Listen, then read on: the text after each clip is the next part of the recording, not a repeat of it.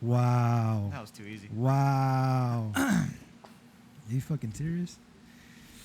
Yeah. That's literally the last minute. They just made plays. They did. The most important plays of the game. Like they won. And you said it was over. It was. Okay, can we go? You came back and won. All right, nobody cares about this. There's like 100 games left, so can we move on to what we're here for? Nobody cares about football. We're good, so I don't know. Yeah. Well, we're back. Yeah. Sorry, we were watching the other football. It was just on and then... Nobody cares. There's like 100 games left still. But wait. You don't want to announce? Announce what? What am I announcing? Your new club? Oh, yeah. I moved clubs. I'm no longer with Legends. Now I moved over to SoCal Elite. Wow. So I moved over from basically 10 minutes to 5 minutes of distance, I guess you could say. I don't know. Really? Yeah, So roughly. Yeah, roughly. I think it's what 10, 15 minutes closer. That's about the difference. So yeah, I'm kind of back to where I originally was when I first started with Legends. What does that mean? Just location. Oh, Like location wise. Okay. Yeah, because when I started with Legends, I was doing it out in Chino, and then when the whole pandemic happened, then we moved over to Silver Lakes and Norco, and we were there basically the entire time, up until the point I moved clubs, and now I'm back kind of in Chino. So Okay. that's where I'm at. That's what's going on, and yeah, that's about. It's been a week? It's a week? I think it was Week 2 and a half? weeks. A week when it all happened, and then the following week is when I basically signed with them and everything. That's how you want to put it. And what age group do you have? I have the 2014s and the 2015s. So the 2015s are about 6-year-olds, and the 14s would be considered 7-8-year-olds. Okay. So yeah. Nice. So yeah, 5-6-year-olds for the 15s. So you- 5-year-olds that are turning 6 this year, obviously, or So you this still year, have next year. still have similar ages that you've been doing, Right. right? For the most part, no. For the most part, because that's where I started with Legends, kind of that age group, between 6 and 8, and then basically grew those teams as they aged up and had them for a while, and then now I guess you could say I'm somewhat starting over in the sense, at least with this club. I mean, given the fact everything that happened on very, very short notice, it was really, really grateful and thankful to the fact that I was able to pick up 2 teams on a Is it like day notice. it's like a couple days later? You're Like a just- couple day notice. Does it feel like you're like? I know you. If we can be transparent, does it feel like almost like a pro coach? Like In the some situation, and then you're sense, like, oh shit, I'm over here. You know, in some sense, it kind of does, because it's like I'm pretty sure like we don't get the whole gist of what's going on when coaches get really like fired and sacked and all that. Right. But there's always at some point where they get sacked, and I would think at least they'd get 3 or 4 phone calls at the moment they find out, the other clubs, whatever, organizations find out.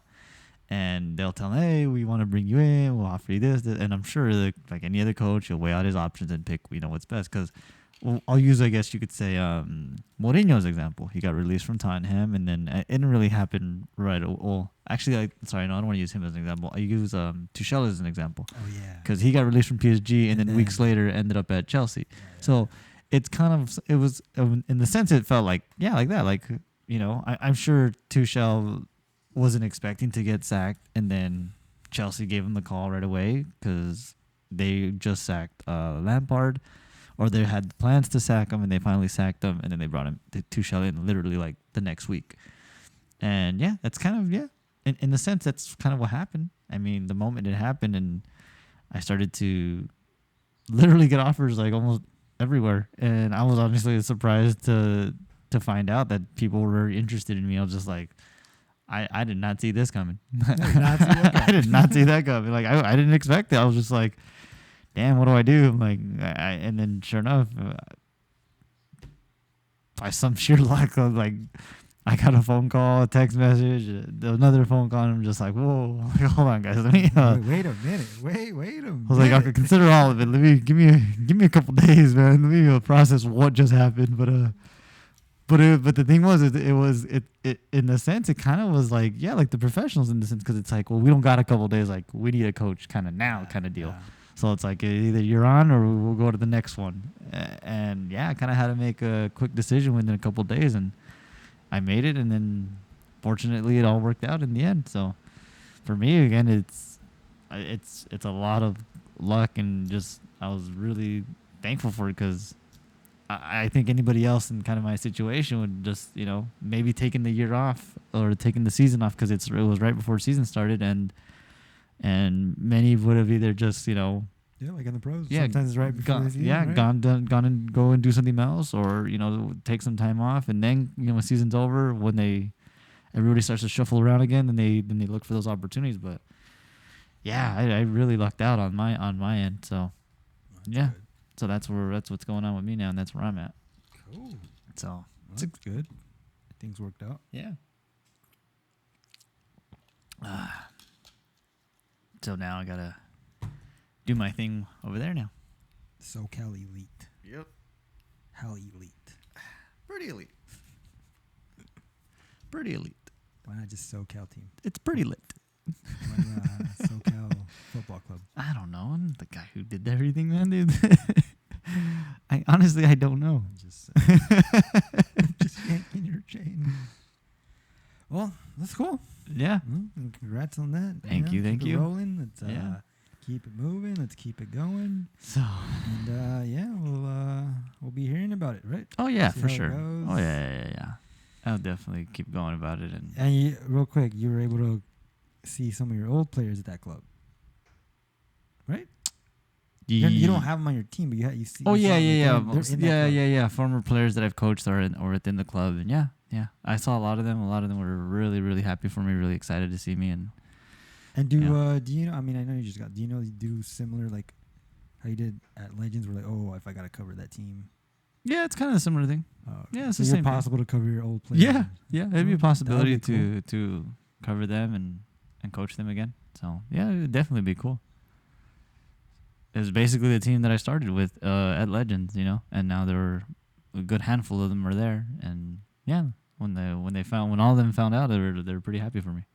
They're excited, so we'll see how it goes going forward now. All right. Well, that's that. Yeah, that's that. All right.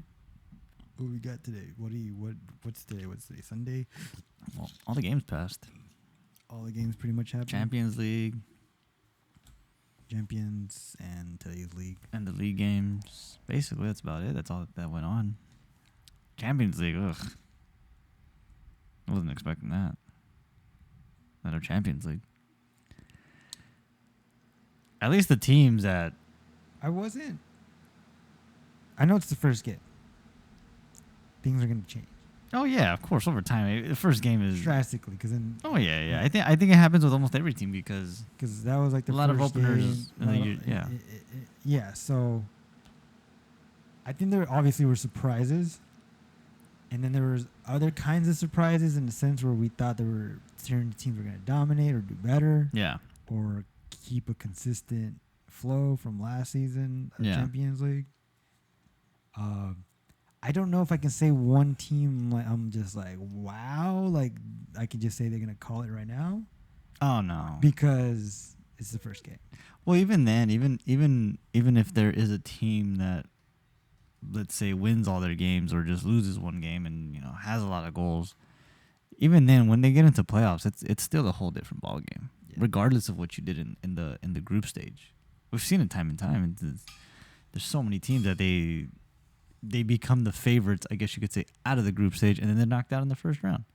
So it happens. I mean, you see it even up until the last game where like there's gonna be groups where it's like, this team has to win, but they need this team and this team to tie and lose for them to go through, and then it becomes like, well, this one needs to win for them to go, and this one has to lose for them to go, and then before you know it, it's like the team that was first ends up getting knocked out, and the team that was like dead last ends up going through.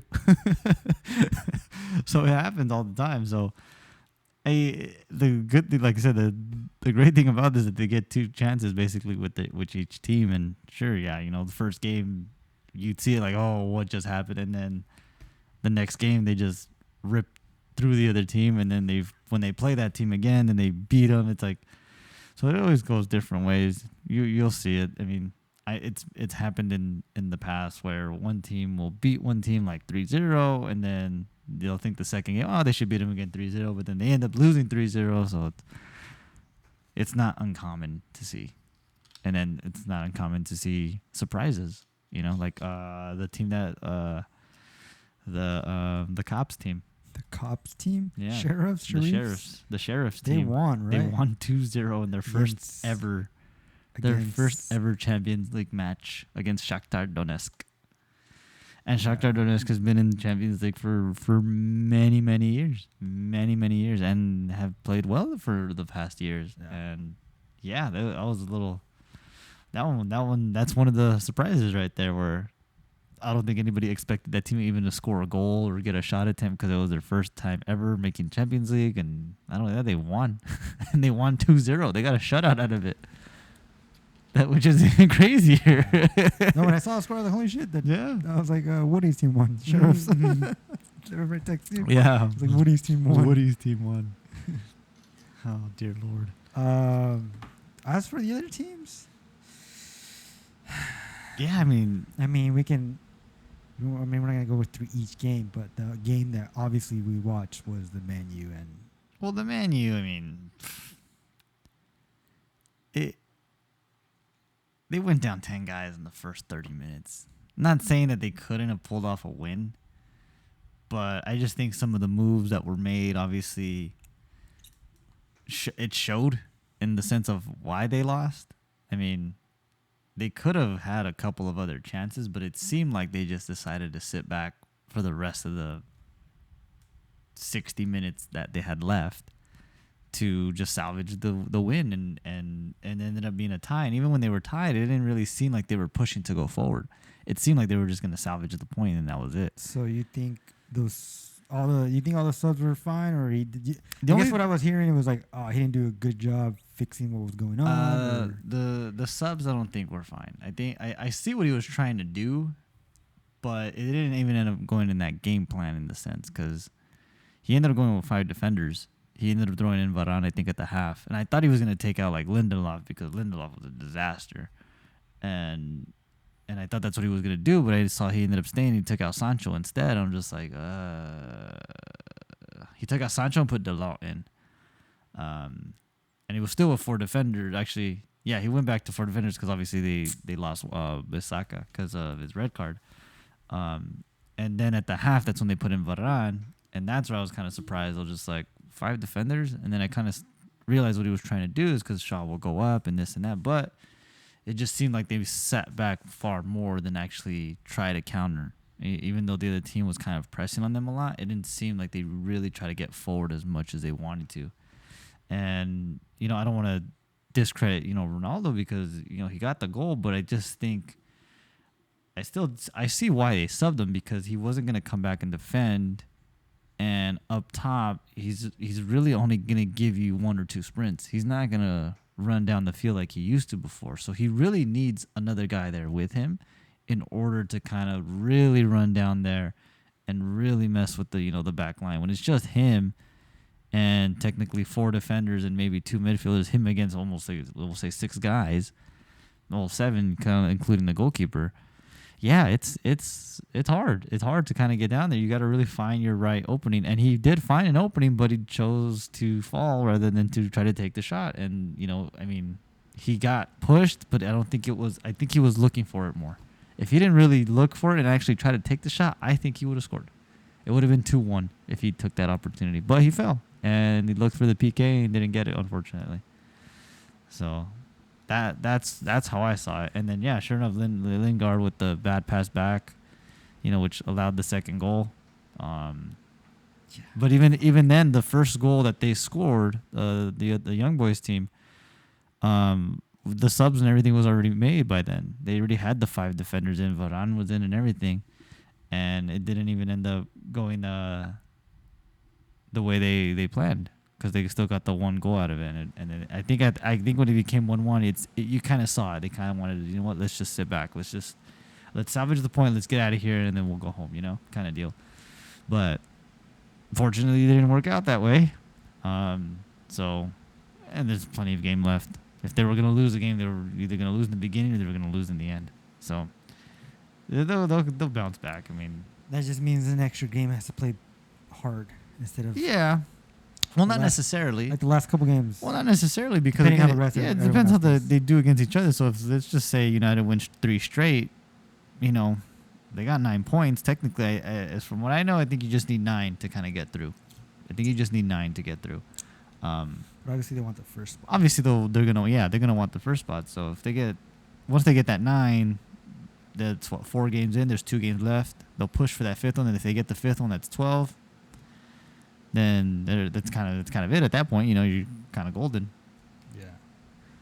So 3, 6, 9, yeah. I think they'll be all right. Yeah, they'll be fine. I don't doubt it. I don't have a doubt in my mind.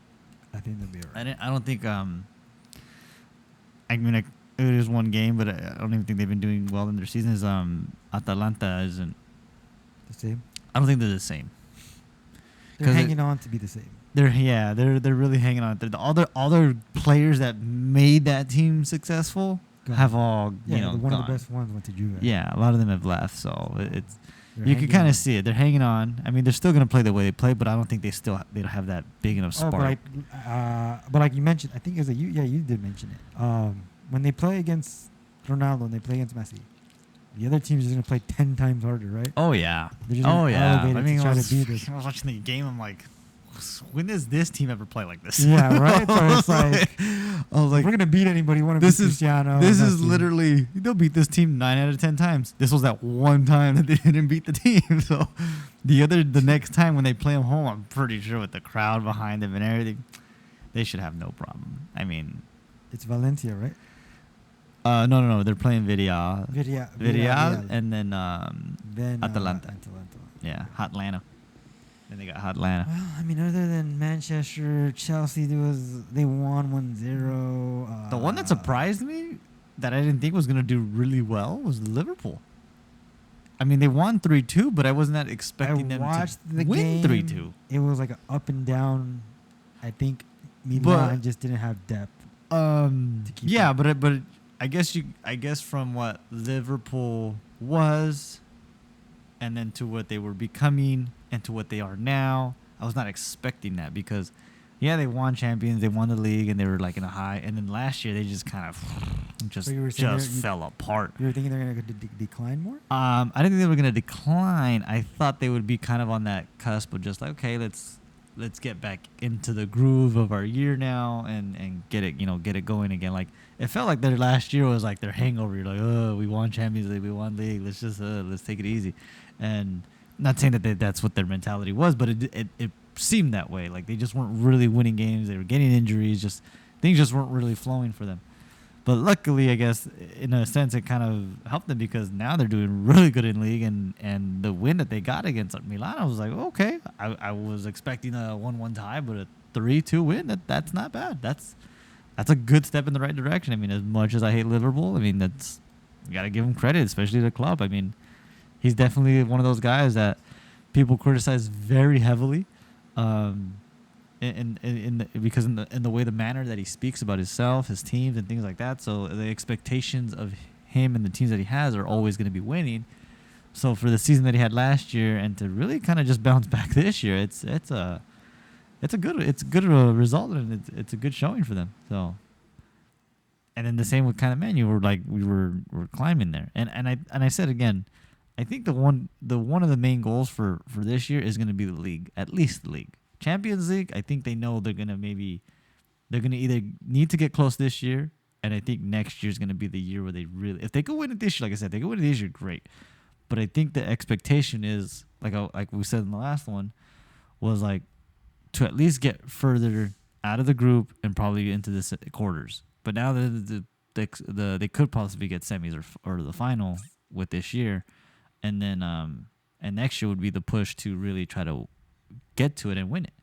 So I think this year the main is going to be the league because they were close already last year with the league. I mean, not in terms of point difference, but to end up in second and the way they kind of got there. This year would be the expectation is you have the guy who literally can score a goal every single game. You should have no issue, being a threat and being able to win. So that's going to be for what I believe the expectation of the team this year is to win league. At least league first. Win the league first. Kind of like Liverpool. Win the league. Well, they kind of reversed it. They won Champions League and then they won the league. Well, but I'm pretty sure theirs was the other way where they want to eventually win league and then Champions League. So I think with these guys, I think with United it's going to be the same thing. Win the league first, and then next year, if we could win league and Champions League, great. If not, just at least champions. One or the other. That might be the expectation because, I mean, they're right there. I mean, I think they can do it. It was a little ugly today, but I think they can do both. Oh yeah, they could eventually do both. I don't know this year. I think what's good is these first jitter games. Oh yeah, I think this is good to have it now.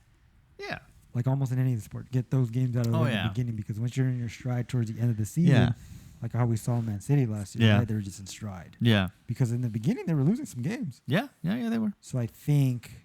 Oh yeah, there's a long road ahead. I think that's kind of what I am seeing personally from my view. Like, I think they're gonna get adjusted, and I think they're gonna adjust well with Ronaldo.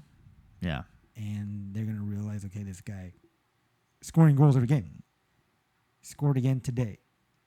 He scored in the Champions League. He scored in the first game he played. Like, it's 3 games back, and he scored 4 goals? I think so. 2, 3, 4. Yeah, 4 goals. He scored 4 goals. First game was 2 games. Last one, Champions League, he scored. And then the West Ham this morning, he scored. So, yeah, he has 4 goals already. So far, he's doing better than Messi. Oh, yeah. But I told you that. I saw that coming. I still don't see Messi as the goal-scoring guy that he was back, I guess you could say, in his prime. Because he was there, at the time to, want to score goals, and he did it. But as I saw, as the players around him started to fade away, you could kind of see it. The goal started to go along with it, and sure enough, I think that's what's kind of going on here too. It's like he's got guys, but for people to think like, oh my God, Mbappe, Neymar, Messi, they're gonna score. Each can score 3 goals a game. It's like, well, no, because each one of them wants to score. So chances of one of them giving an assist are going to be not likely. It's got to come from the midfielders, and the midfielders are going to be the guys that are like, well, who do I pick from the 3 to give the ball to give an opening to?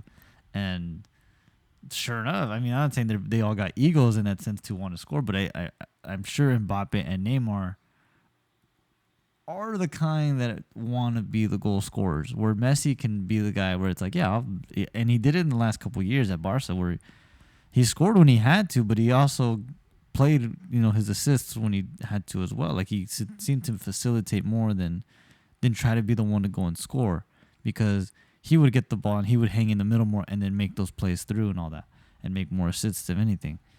And with Ronaldo, it's always been he has. I don't want to say he hasn't changed his game, but his mentality has not changed to the sense where it's like, well, I'm going to pass the ball more now. It's like, no, for him, it's instead of me having now to take everybody, I'm going to let everybody else do the work, and I'm going to put myself in a spot where I don't have to do much other than maybe take a touch and then try to shoot and get it on target, or be in the right place at the right time for a deflection, and I can go in and get it. So the first goal he had was the deflection off the keeper, or mishandled from the keeper, cleaned it up, goal. His second goal was on the run, through ball, hit it one time, goal. Third goal, which was the Champions League, was a cross. He brought it down and finished.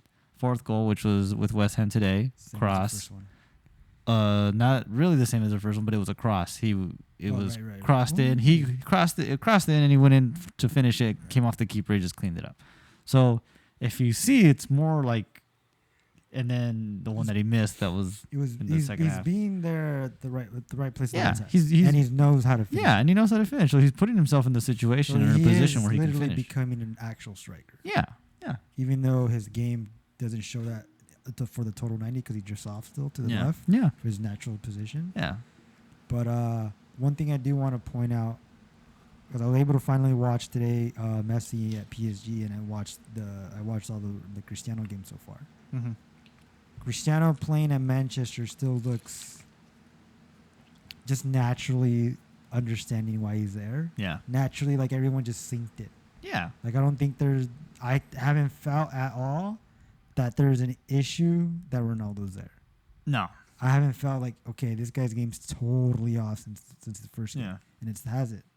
Some of the pundits are saying Bruno maybe, but da-da-da. But again, I think Bruno's understanding, okay, like I can do this with him, and I have to be the facilitator. Yeah. And so far, that's what it looks like. Yeah. As for Messi, I really still feel he's uncomfortable. The way I see him play today in the first game, he just hasn't got into the rhythm, and I was really surprised they subbed him off, and he was surprised.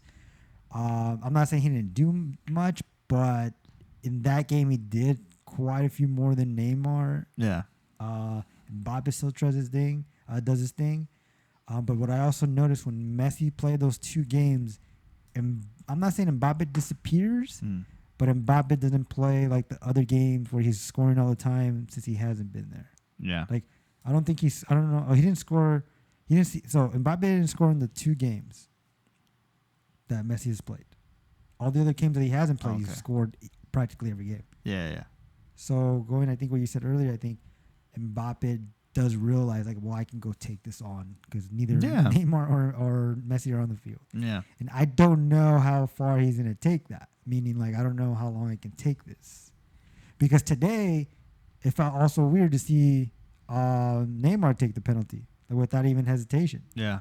And I saw it, and I was like, okay, Messi's really just backing it off. Hey, this is your team. Yeah. But I think that it's kind of weird to see. I'm not saying he's like, I don't know the exact word I'm looking for, but I'm not saying that he's Selfish? no, not selfish, but like scared to step up, or just I think he's really intimidated or scared, either one. And saying like, I don't think he realizes I can't take this team by the horns and like, yeah, you know what I mean? Like I can't put this team on my back yet. He's playing the way he can play, yeah, but he's not playing as if it was obviously Barca. Like he's been able to do almost everything, right? Yeah. And I think he may realize that. Maybe Pochettino might realize that. Wait, like we're kind of taking away a part of his game. From what I'm looking, because if we're playing him like that, where he's just kind of like silent and doing just his part, I think they're not really letting him play. Again, I don't know if it's Messi just trying to really. I mean, it's only been 2 games, which I'm surprised. It's only been 2 games. Yeah. And he's only had one literally decent first game against, I don't know what the name was. The Champions League one? No, the first game he played. He subbed in. Oh, the one that he subbed in? Claremont Foot or something. But it was like a small team, right? Like it was so that's what my point here is. He started off a tiny game like that to a competitive champions he did, but just 2 games with these guys. Yeah. So I just think, in my eyes, I know the professionals. Ronaldo just knew how to click right away, as opposed to Messi has to build that chemistry. Well, it's like I said, like I said last time, like when Messi came, he didn't come alone. He came with like half of a team. 6 guys came in: a keeper, defender, him, and 2 other guys. I think I can't remember who. But those are 6 guys that technically, if I'm recalling correctly, Those 6 guys, only 2 played. No, 3. Half of them. 3 played, but even then, it's like none of them played together. Oh, today Wijnaldum didn't even play. See, yeah. Well, that's what I'm saying, but none of them have played together. Like, right. That's you're right. That's what I'm saying. Like the chemistry has to be built there. Yeah, those 6. Like they gotta remember that. What is it that they really needed? You know, because they brought in 6 guys, but did they really need those 6 guys? Is it Messi? Maybe the keeper. I think the keeper maybe because Navas. Well, that's what I'm saying. It's a maybe. That's what, because again, I don't know the direction they were looking for. Bringing in Sergio Ramos, it's like it was kind of I think that was a Tuchel move. I don't think it was more of a PSG move. No. You mean Pochettino? No, I was thinking of Thiago Silva because he ended up over there with them anyways. No, there might have been a PSG move. It was just a when PSG they move got rid of because Thiago Silva because they thought he was old, but then they go and bring Sergio think- Ramos, the same thing. So it Well, seemed more in the sense of like they brought in Donnarumma, then they brought in Sergio Ramos, and then they brought in Messi. It seems know to why? me like it seemed to me more of like an attraction to say, look at us, look what we have, as opposed to, was Sergio Ramos really a right move to go and get? Well, that's what I was trying to get at. Like, probably not. Was Donnarumma really a right move to go and get? Probably not. Was Messi really a right move to go and get? That one I don't know, That was anybody's move if they had the money. that too. But it's like, But he went in free. yeah, but it's like you got to look at it too in the sense of like, look at the team that it's based and look at the structure. And Well, look that's what I what's- was trying to get at. Like, what was that really? I mean, it's probably wasn't a move obviously he would have made or wanted or whatever. It's obviously a move PSG looked for and wanted. But you got to look at the team in the sense of like, do we really need him? Because one, they didn't win the league this last year, but they were scoring still goals with Mbappe and Neymar or whatever. But was he really going to come in and bring you 30, 40 goals, with the guys that you have currently? And if we look at United, it's like, well, United got second with the kind of crap, not want to say crappy team, but not really a strong team, The team was young, but now it's still evolving and developing to where it's like, we only need one or two pieces really to kind of get us going in the right direction. And like we said last time, like Cristiano was like the cherry on top to really, make that group a lot more positive. That's why I see it so natural, because again, it's like, if you look at the starting lineup, what did they really remove from the starting lineup of Man United? They didn't really remove much, because the back line is still there, other than Lindelof. Lindelof is the one that got removed. Now you got Varane, which was an all-star player basically. Like, he's well enough to just come in and really play his role. The middle, nobody really got moved. The only one he brought in was Sancho. Bruno was there all last year. Pogba, McTominay, Fred, Rashford, Greenwood. Like, these are guys now that are in the groove of the team and can be capable of playing. Lingard coming in was a phenomenal keep, as opposed from what he did last year. So, the next move was up top. And you already have guys that are up top. But bringing in, we had Cavani, who gave us more than 10 goals. We had Martial. We have Rashford. Greenwood was, stepping up. But then you just added to it, which is Ronaldo, which is going to get you the goals. But also the guys around him are going to try to go and score as well. So it's like, what really was added, to help PSG that was really necessary? And to me, I don't think those 6 players were truly necessary. Oh, I agree. As much as they were free, that's great. But it's like they weren't necessary. Right, that's what I was getting at. I think they got it. I think it was like, let's grab all those free best players and see what happens. Yeah. I didn't think they got him tactically where, like you No. said, we need to plug in these players.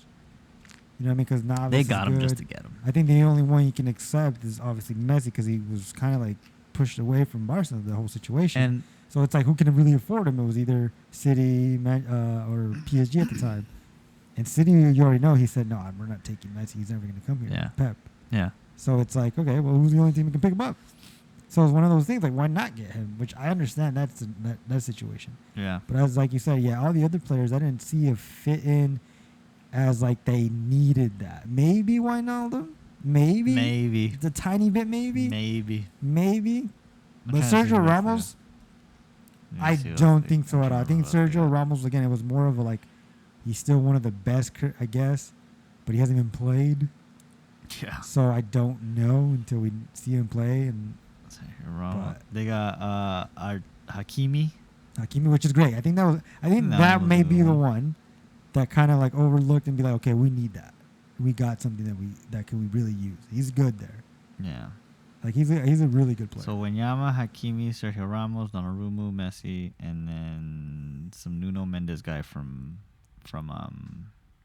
Sporting from Portugal, Which he hasn't played. which he probably hasn't played. And then they have. Oh no, Camavinga wasn't there, right? Camavinga? No. No, he wasn't. Where was he at? He was in France somewhere, but I forgot the name of the Oh, team. okay. I thought for some reason didn't they have a? Oh no, they had Moises Keane, Oh, King, yeah, got him back. and they went back to Juve, right? Sorry, Or Everton. Juve got him back. Juve got him back. Yeah, Yeah, they had Moises And King, then, and yeah. he was at Everton. yeah, because it's yeah, there he is. Okay, I see it. Yeah, so I don't see. I don't see so far in these many. There's been at least 4 games for them, and Yeah. not one of them has really stuck out. Like, oh no, hold on, let me take it back. Only one of them has stuck out to me on a consistent level. Where like, okay, he's doing really good. Is Hakimi, the Yeah. right back? Yeah, Like you need that. The way he plays, he can like they he don't can really he can have play a amazing. midfield. And they still, and that's still what they're saying. Why Wijnaldum hasn't showed drastic impact. My boy Herrera has. That's what I'm about to get to. He has more goals than all these guys. He has 3 goals. He has 3 goals in the last 3 games. United just coming up, huh? Jeez. Yeah, they don't. I'm looking at all these guys that they have. This is their attackers list: Neymar, Messi, Di Maria, Draxler, Icardi, Mbappe. Icardi's doing pretty Icardi, good.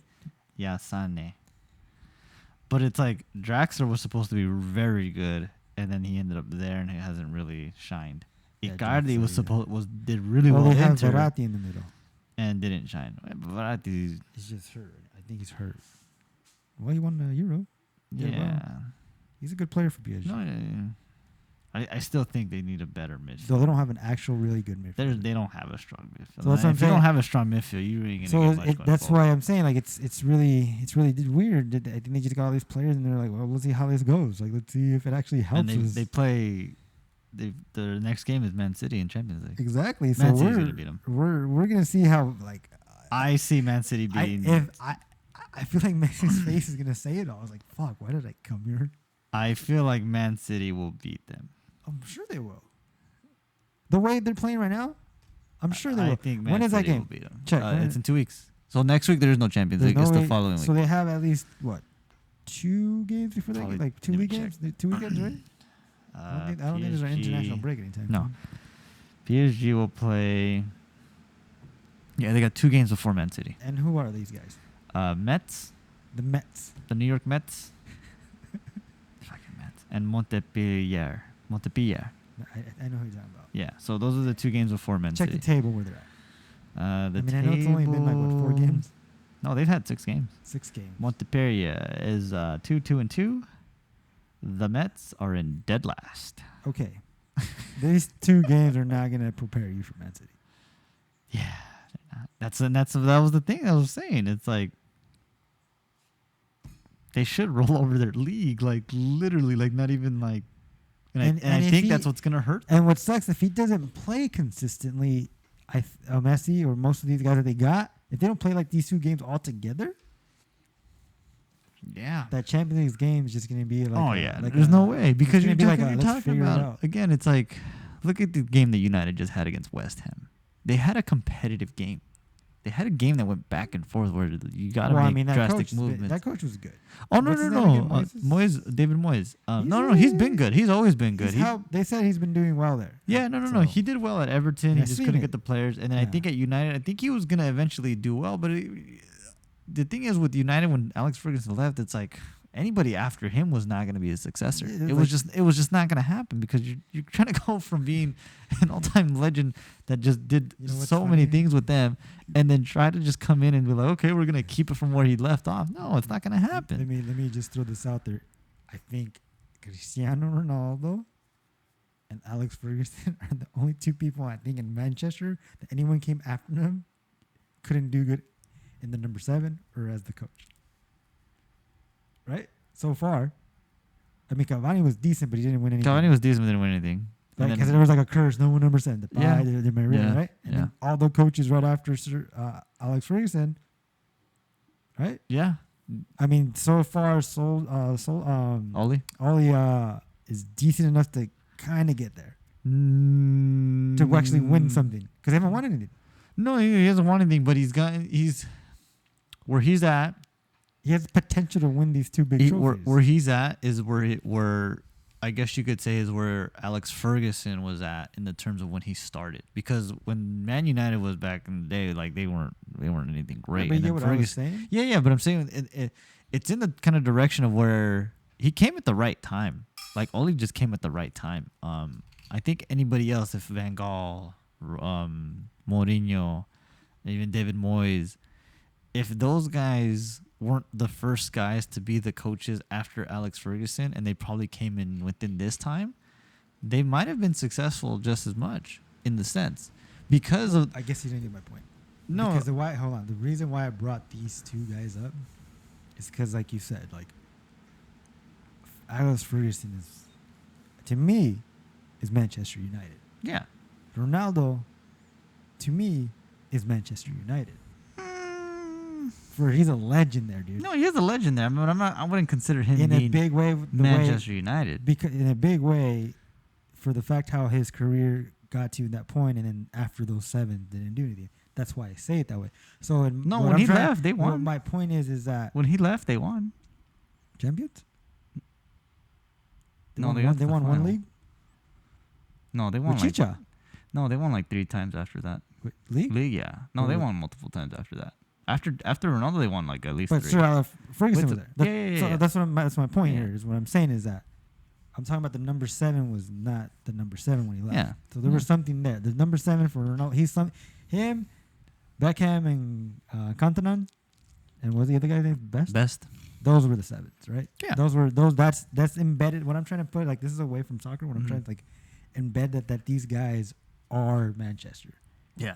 So what came back, which I'm saying I'm kind of feeling that it can get there, and I think it will, is Oli he was in Manchester, so another old Manchester Yeah. came back Yeah. for that, Oh, that okay, energy, okay, that okay. superstitious, Yeah, that thing, yeah, like yeah. oh, like he can't, like it's something that Yeah. feels right. That's Yeah. why I think these games feel different for me when I'm watching it. Yeah. Like this is more meaningful than like Mourinho being there. Yeah. That's why I think Yeah. if you think of the success, I was like, I don't know, because these guys were outside. It's like saying they're outsiders. They're all outsiders, I think. Correct me if I'm wrong. All those coaches never even played at Manchester, or even that I can remember. I don't think they did, or even Yeah. right. They were just new Yeah. coaches. Mm-hmm. So what I'm saying is like, oh, we brought a Manchester piece back to our club. Yeah. That I think Yeah. this is why we resonate.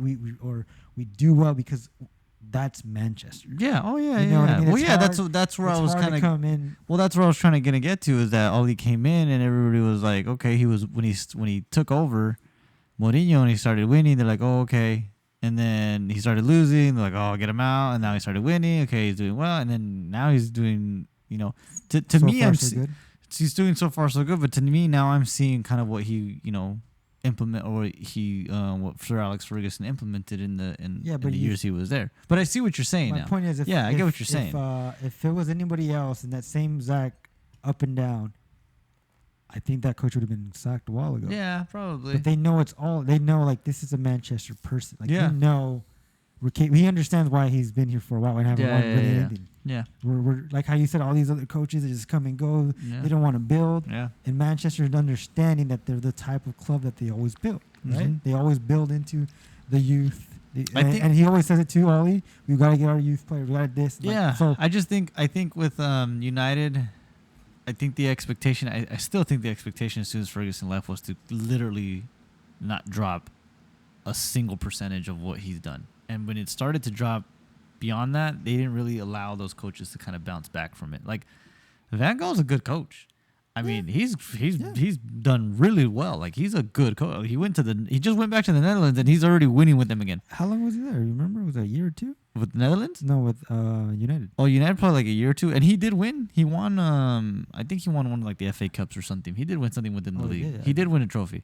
And then Mourinho won the Euros, not the Europa with them. And then David Moyes, he's the only one that didn't win anything. He got sacked, I think, the following year, like midway through. Then they brought in Van Gaal.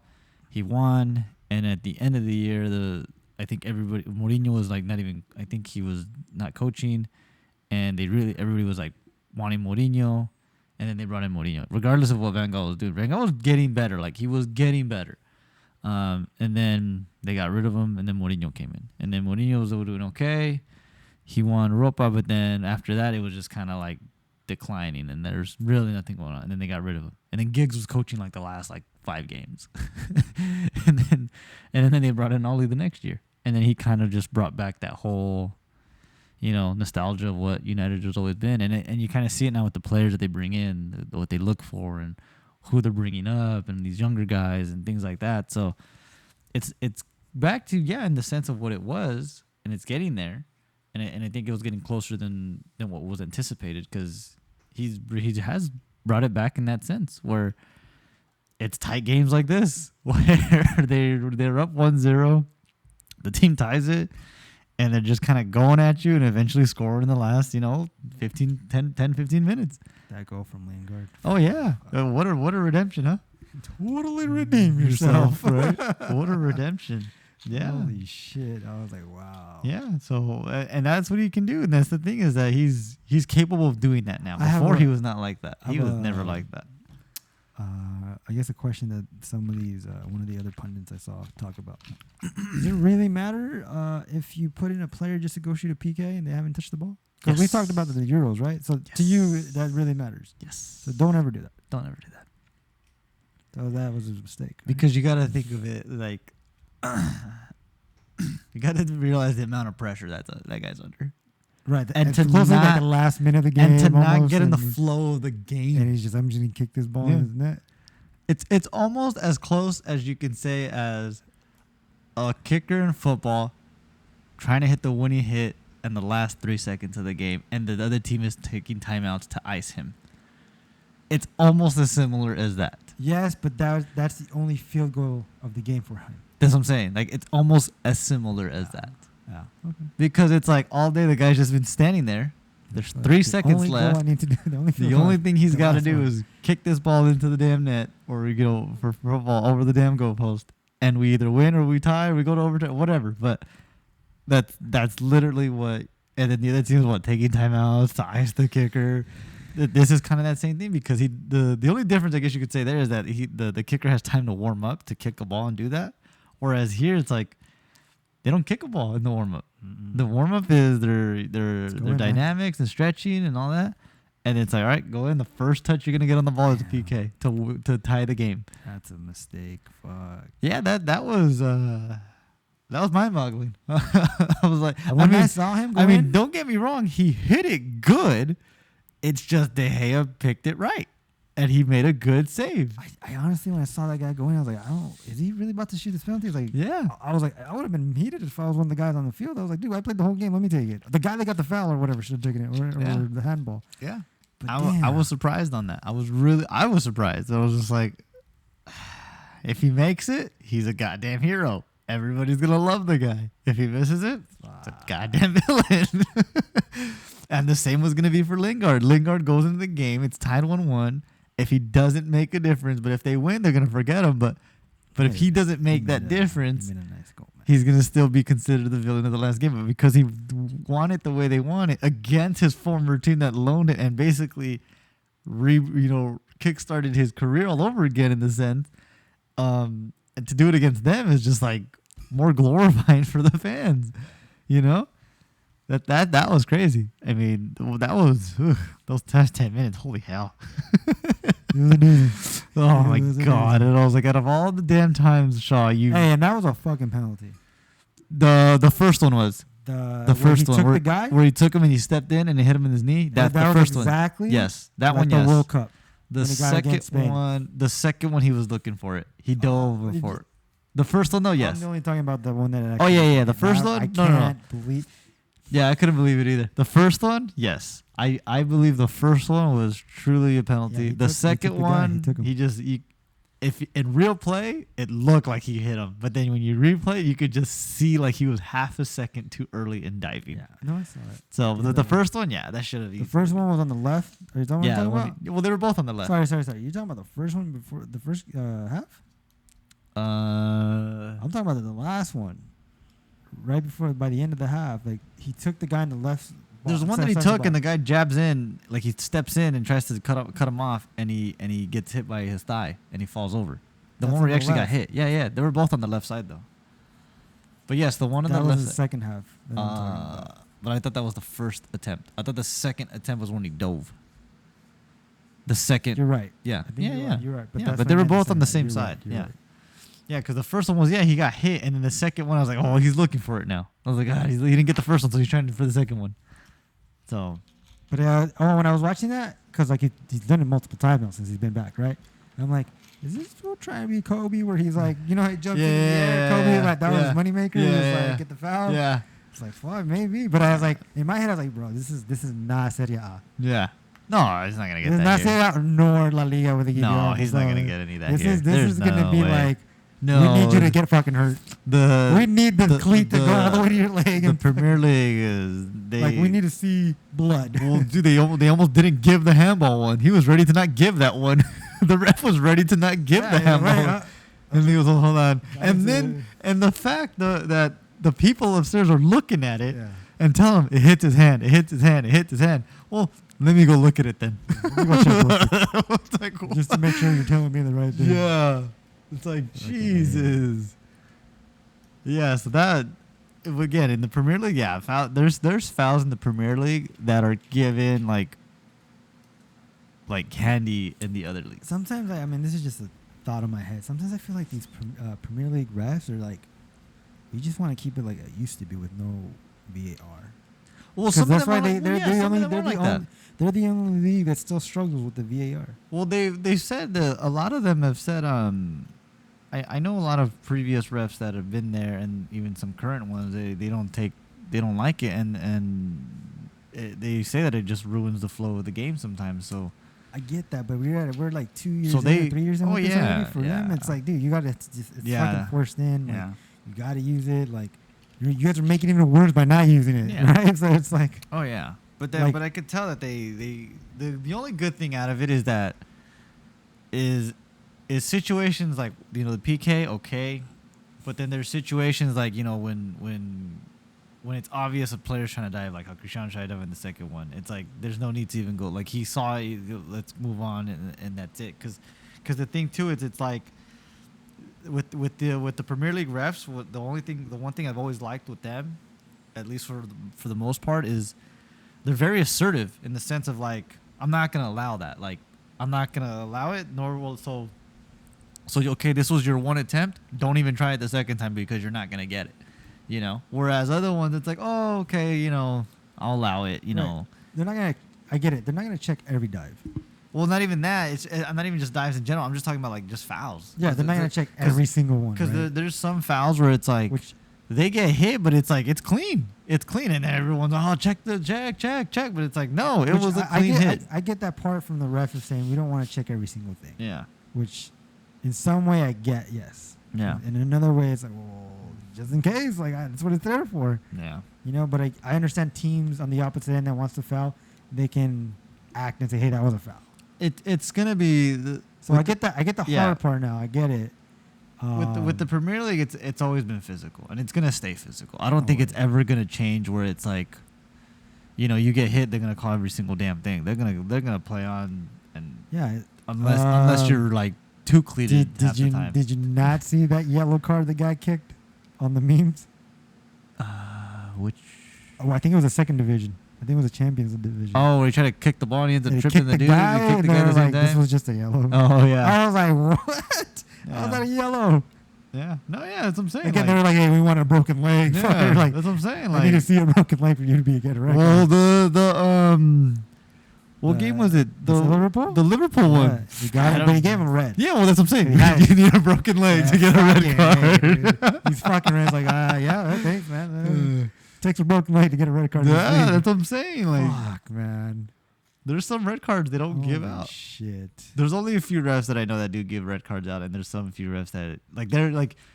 Since you haven't watched the Premier League as long as I have, you'll start to notice what refs are what. Like this ref, it's common that he gives a PK at least once a game. The one that they had today. Yeah, like I sensed it. I feel. He gives at least one. There's another ref that kind of on average gives like 5 yellow cards and possibly 1 every other game. So like I know half of these refs already and who they are, and it's funny because like I guess you could say when Instagram was kind of becoming a thing, there was one ref that was really really good and really well known, but every time he had United as the team he was reffing, everybody always believed that he would always give them like 2 more minutes on top of the added time that was given to let them win and come back, or at least tie. that was always the thing, and he's a good ref. He's a fantastic ref.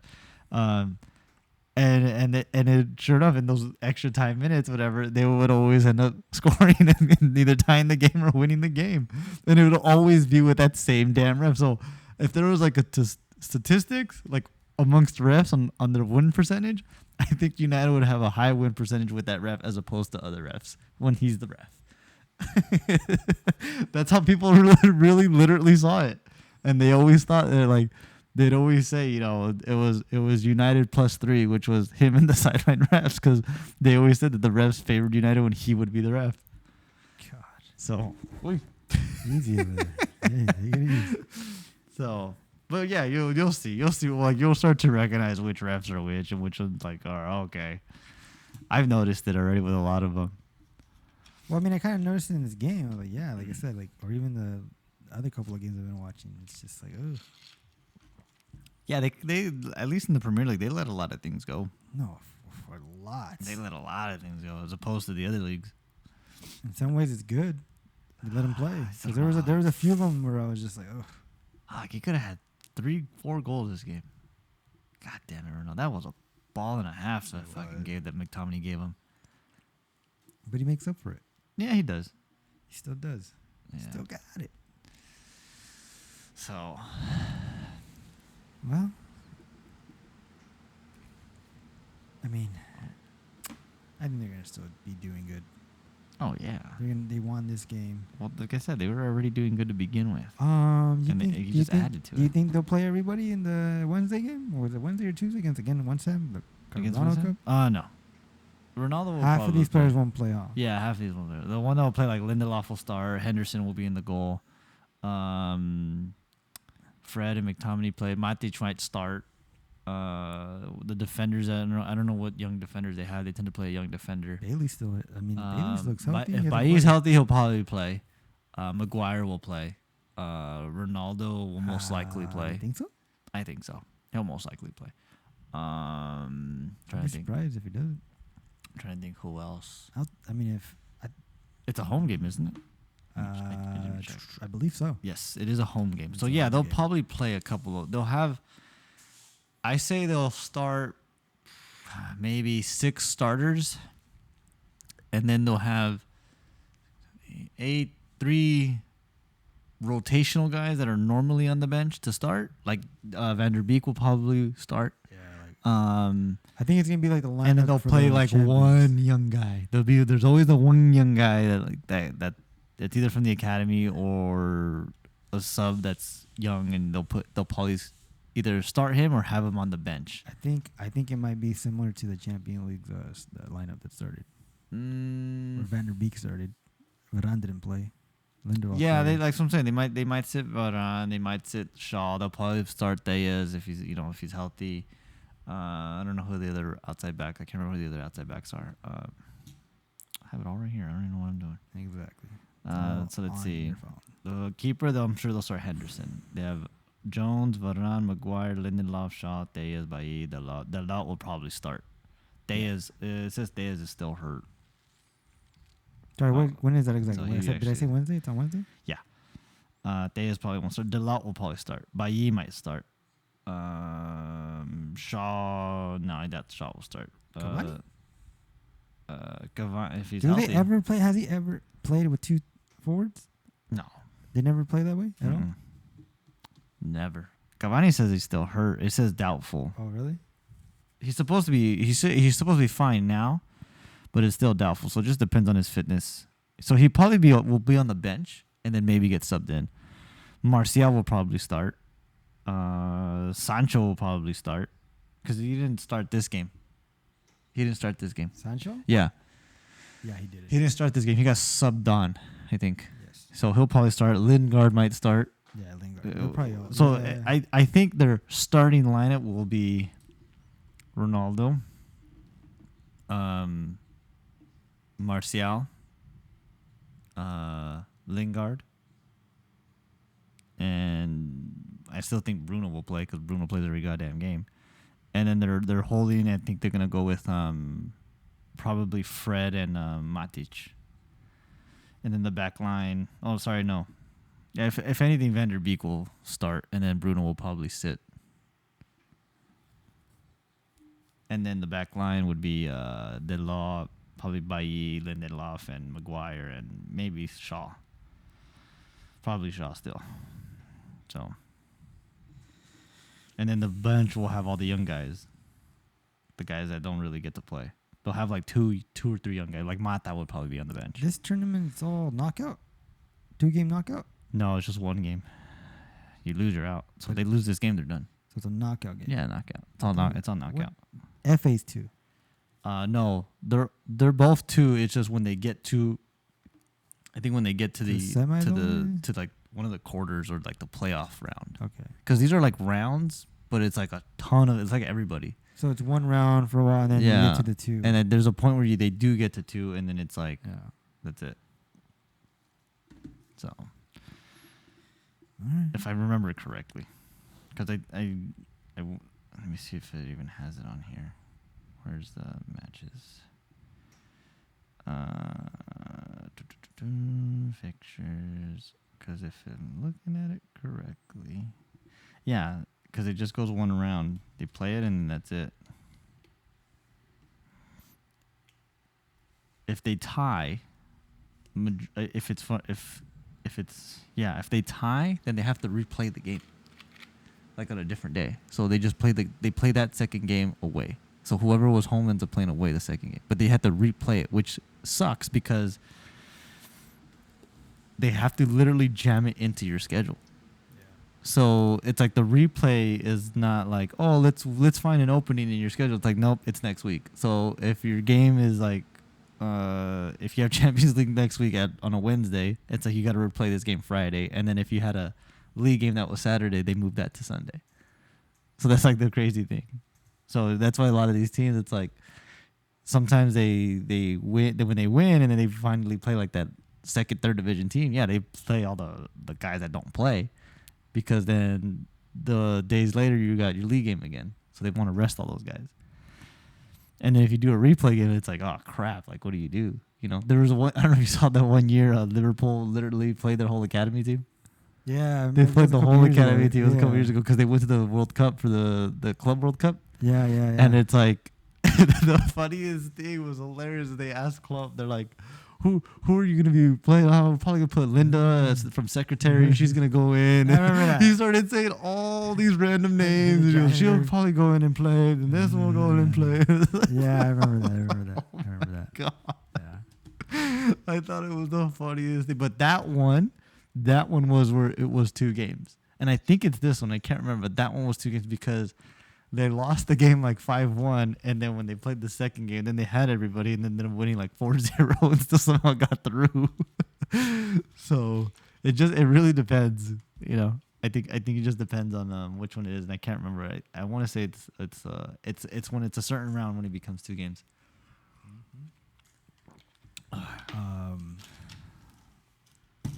So we'll see them on who they put. But again, they have a good rotation. They have a good rotating, you know, lineup where they can sit guys, and guys that come in are gonna perform, and they're gonna do well. I'm just waiting for Rashford to come back because I want to see him play with Ronaldo. He's in training, right? Yeah, he's back in training. I think I don't know. Let me see. You think by next month? He might play, if he's good, he might be playing this game. I wouldn't be surprised, honestly, if he plays this game, the Wednesday one. No, he's supposed to expect to return middle of October. Yeah. So yeah, next month. Yeah, so he's got time. He's gonna return right before the national break, international break again. Probably. That week, I think he'll be back. It might be. Let me see, let me see what the matches are the that international week. break is in the middle of that month. That's October. Yeah, there's a big break between the 2nd and the 16th. Yeah, so that's October 2nd, and the next game for them technically is until the 16th, and he's expected to come back middle of October, which is like the 13th. So yeah, he'll be back after the break. Yeah, so he'll actually probably be back. He'll be back by the Champions League game against Atlanta, and then the game after that would be Liverpool and Tottenham, and then Atlanta again for the restart of the Champions League, the second round of Champions League, basically, of games. So that's where he'll be back by then. Yeah, he should be back by then. If he's already in training, yeah, By then he'll be fit to play and everything. And he's gonna run wild. Yeah, I'm sure. I'm excited to see. I want to see how he's is gonna. with, I think him and Cristiano. well, the thing is, he's similar to what Cristiano was, but the difference with him is actually he tends to, if he has to go in and try to score, he'll try. But if he knows he can give it to somebody else in a position where they can score, he'll do that too. So I'm excited to see him go with Ronaldo because I feel like he's gonna either facilitate him a lot, or there's gonna be a lot of space between both of them, and both of them are just gonna run wild and score. That's just how I see it because Rashford is, God, the guy's got speed. He's insane speed, and he can hit a ball. So I see it happening with him and Ronaldo doing. I think they'll play really well off of each other. Because he was doing it. He was kind of like that with Cavani. When Cavani would play, he would look for Cavani, and Cavani would score. And that would kind of like allow the space for him to get in more to try to score. I think the only thing is, I think the good thing with Ronaldo there now is that now he's kind of has a similar component of a player that he is that Cristiano once was. So Cristiano can obviously give him the massive advice of whatever it is that he got to give him, and I think that's going to really boost his confidence to really try to step up his game and things like that. I don't know if you heard already the Ronaldo effect that happened. Their lunch meals. Oh yeah. Did you hear about that? Hey, what is the other one? What's going on over there? Huh? Oh my! No brownies. No brownies. Fuck this. They said nobody touched the brownies and the crumble, desserts. the desserts. Nobody touched them because Ronaldo didn't have it. Hilarious. That is hilarious. That's like good and hilarious at the same time. That is funny. That they say that normally everybody will get a brownie or the apple crumble. You know what? I don't know if you saw the memes on TikTok when he was about to when he came back. He hasn't played yet. The one meme that stuck to my head. It was funny. It was when what's that? The coach from the Titans when he meets this team. We will be perfect. Oh yeah. We will be this. Yeah. It's like it says Cristiano when he meets the team. We will be perfect. Yeah. We will do this. We will do that. It's like, well, it sounds like it right now. Yeah. Like, Well, yeah. Will not eat dessert. Yeah. Literally, it's funny. And then somebody, I can't remember who said it. Somebody goes, if Cristiano ate dog shit, everybody would eat it. Yeah. I fucking would. I would. See that? Ooh. That would have been the time. That would have been the goal. He hit it good. Like I'm saying, he played well here. I'm talking about Messi. He played well in the game, but it wasn't Messi-esque where he like that extra. Like he let Mbappe do the thing that he had to do, or he let other players do. I think again, it's one of those things. Like he's like in some players' minds, like I guess I was like I can't take this over. This is not my team. He hasn't broke out of that, is what I'm saying. Yeah. Where like, yeah, you just got here. You can't get mad at me. I've been here for 5 years. I know you're Messi.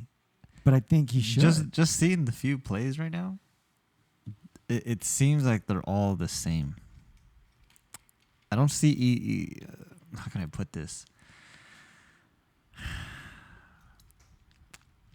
I don't see either one of them really trying to take the ball and take over themselves and get in.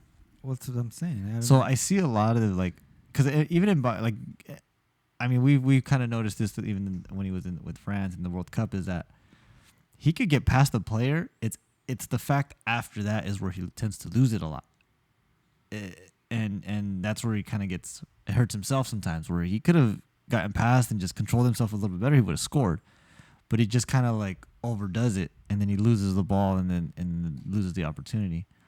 And I think Neymar is one where it's like Neymar wants to take 3, 4, 5 guys, but he can't do that anymore in the sense of this league and the players the defenders that he goes against now, because he gets caught and he loses it.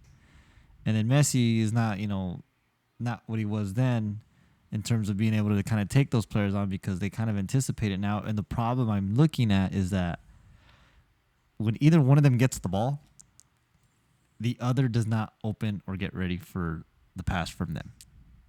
So when it was back then with Messi, with Barca, when he had David Villa, Pedro, Sanchez, when he had all those guys were like anticipating for him to give the ball regardless if he wasn't going to give it or not. So they were all putting themselves in a position to still score. And I think with these guys, it's like it's kind of like the old ways when I want to say old ways, but the times when we would used to play. Whenever you knew somebody that got the ball that hogged the ball, you're like, I'm not getting it back. Why am I gonna run? Why am I gonna run? He's not gonna pass me the ball. He wants to go and score. So I'll just stand here. And I think that's what those three are. Is Neymar was kind of like that at Barca, but the reason why he wasn't like that anymore because Xavi and Iniesta wouldn't allow him to be like that. Whereas here it's like, see, like they're just cutting and going and trying to. What Barca would have found, they would have passed it around and found a way to get to that opening and then the score. You know, yes, you know, it ended up being a penalty, whatever. But it's like you could kind of see it where it's like he's gonna take it and hold it and hold it and hold it until eventually he finds a window to score. And if he isn't fouled here, and the guy actually takes the ball, it's a loss of possession. It's a loss of an opportunity.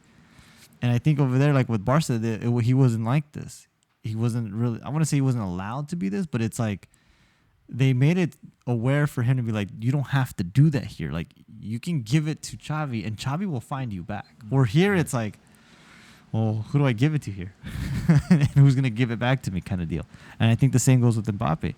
And Messi was kind of getting like that at the end, and I think he's eventually going to do that here. I just still think he needs to, like, they have to trust him well enough that he's going to do that. And I don't think they don't trust him. I don't think they anticipate it because Neymar knew how he was when he was there. He was going in and scoring. Like, he got the ball, he was going to score. Mbappe, he doesn't know him. He's new to him. So in the past, or at least these last couple years, you saw Messi would pass to guys and play those passes and do more assisting than he would normally do before, you know, when Xavi and Iniesta were there because they were the ones giving him the passes.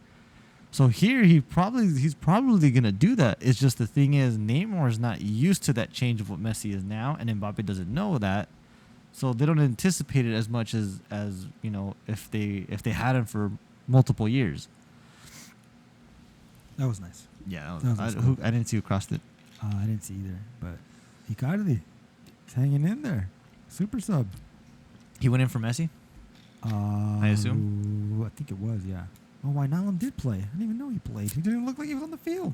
But see, that right there is a perfect example.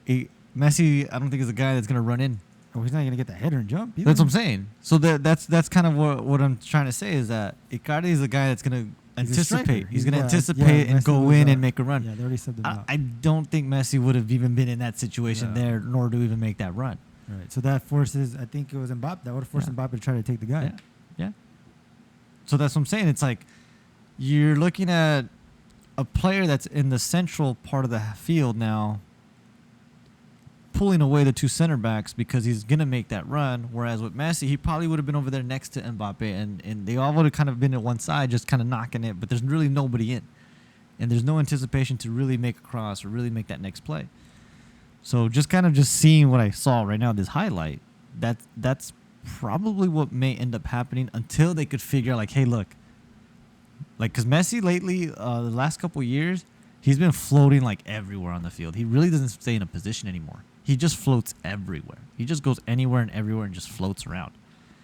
And if he's in a moment where Neymar's playing Mbappe, but Messi's literally right there next to him, it's like your three forwards are literally in one corner. Who the hell's going in?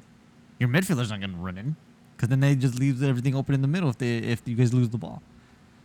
So unless they could finally figure out, like, okay, you need to stay on this side, you need to stay on this side, and you're the guy that has to go run in and out and challenge those center backs, then they'll be able to do it. The one that's going to be able to do that is Messi because he's going to, you know, he should be able to sit in the middle more, and then Mbappe and Neymar should be on the outside just running up and down or making those runs inside.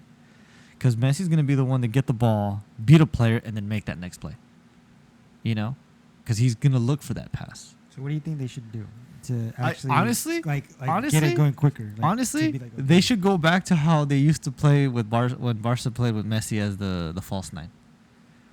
Because Messi will come in, get the ball, his back to the goal, turn, and then try to make a pass, or he try to get through himself.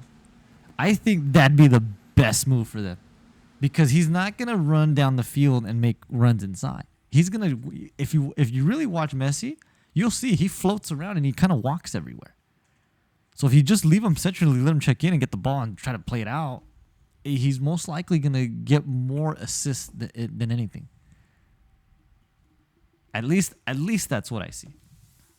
Because he the last couple years, yes, he scored 30 goals, but it's like if he really wanted to, he probably could have had 50 goals. But the thing is, he didn't have the players that can play him the ball, so he had to facilitate himself now. It's like saying, same with Ronaldo. Like any player, I could have had it if this. No, because if you look at it like this, it's like he realized he didn't have the guys around him anymore that can really get him the ball in the positions he was making runs, but nobody was really feeding him the ball the way he the only run used he to. really did. Look, from midfield, Yeah. he passes it. Jesus. He doesn't have the guys that really play those passes in like he did with Xavi and Iniesta because he stood up high. So once they left, you kind of noticed it. Like I noticed it too, is that he started to become like free roaming. He just kind of went everywhere. He didn't really have a position. Like, yes, okay, you're playing the right wing, but he'd end up on the far left. He'd end up in the center. He'd end up almost in the midfield, like as a holding mid sometimes, just trying to go touch the ball. He never stood in his position.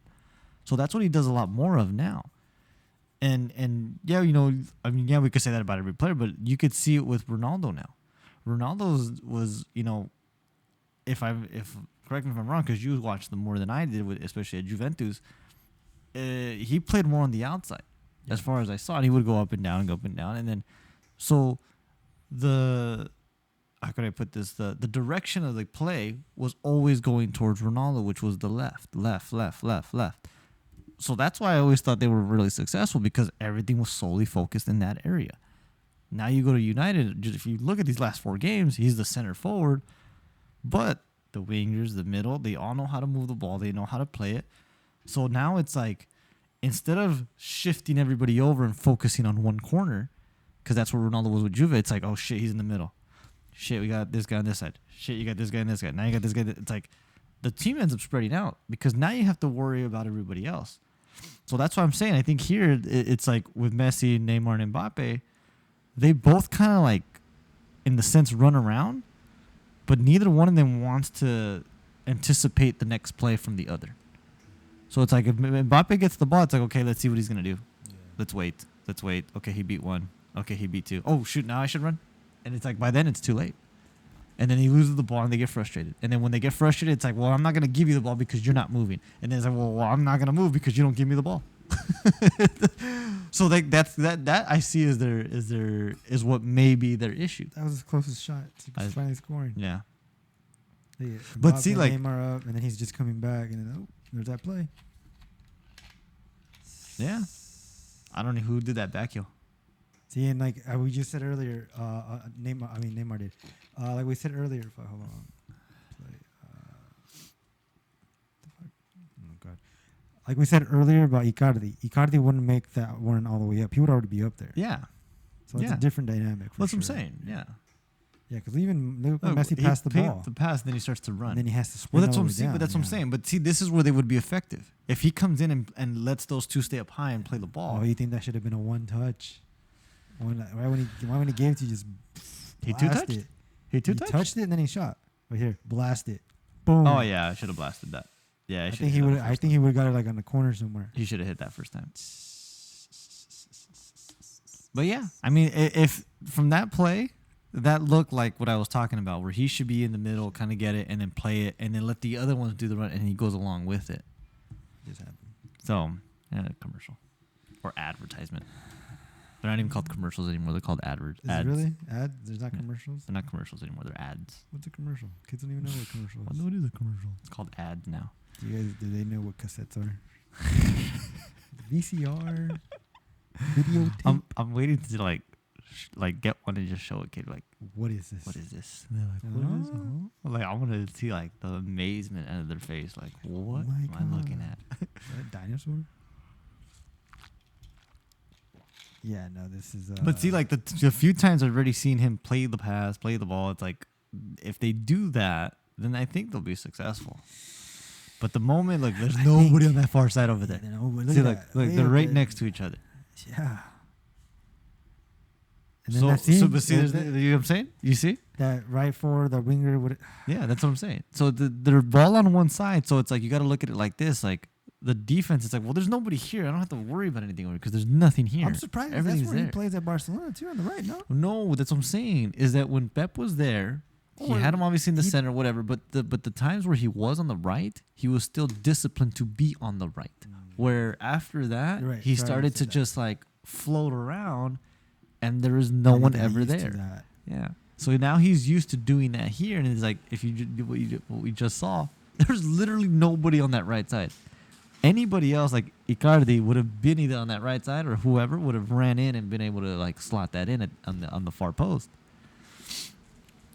So that's how I see it. If they could figure that out, but the thing is, it's like the tough part for Pochettino, it's like you gotta really be able to make your stamp as you're the coach and you have to do what I say, and you really gotta put that implement into like literally one of the best players in the world to say, hey, look, as much as you've done everything you've done, it's like you still have to respect and do what I say and play the way we want so we could be successful. And if a player doesn't abide by that, it's like that starts to play an effect to everybody else. And that's the thing that's why I think like I'm not nothing against Pochettino, but I just still don't think he's the guy for this team. Yeah, it doesn't feel like it anymore. I don't think he's the guy for this team. I mean, he was. Yeah, it doesn't feel like it. I know it's still a short period of time because it was both Tuchel left and then like it was a kind of small period of time still. But he's one of those coaches that needs time to build his team.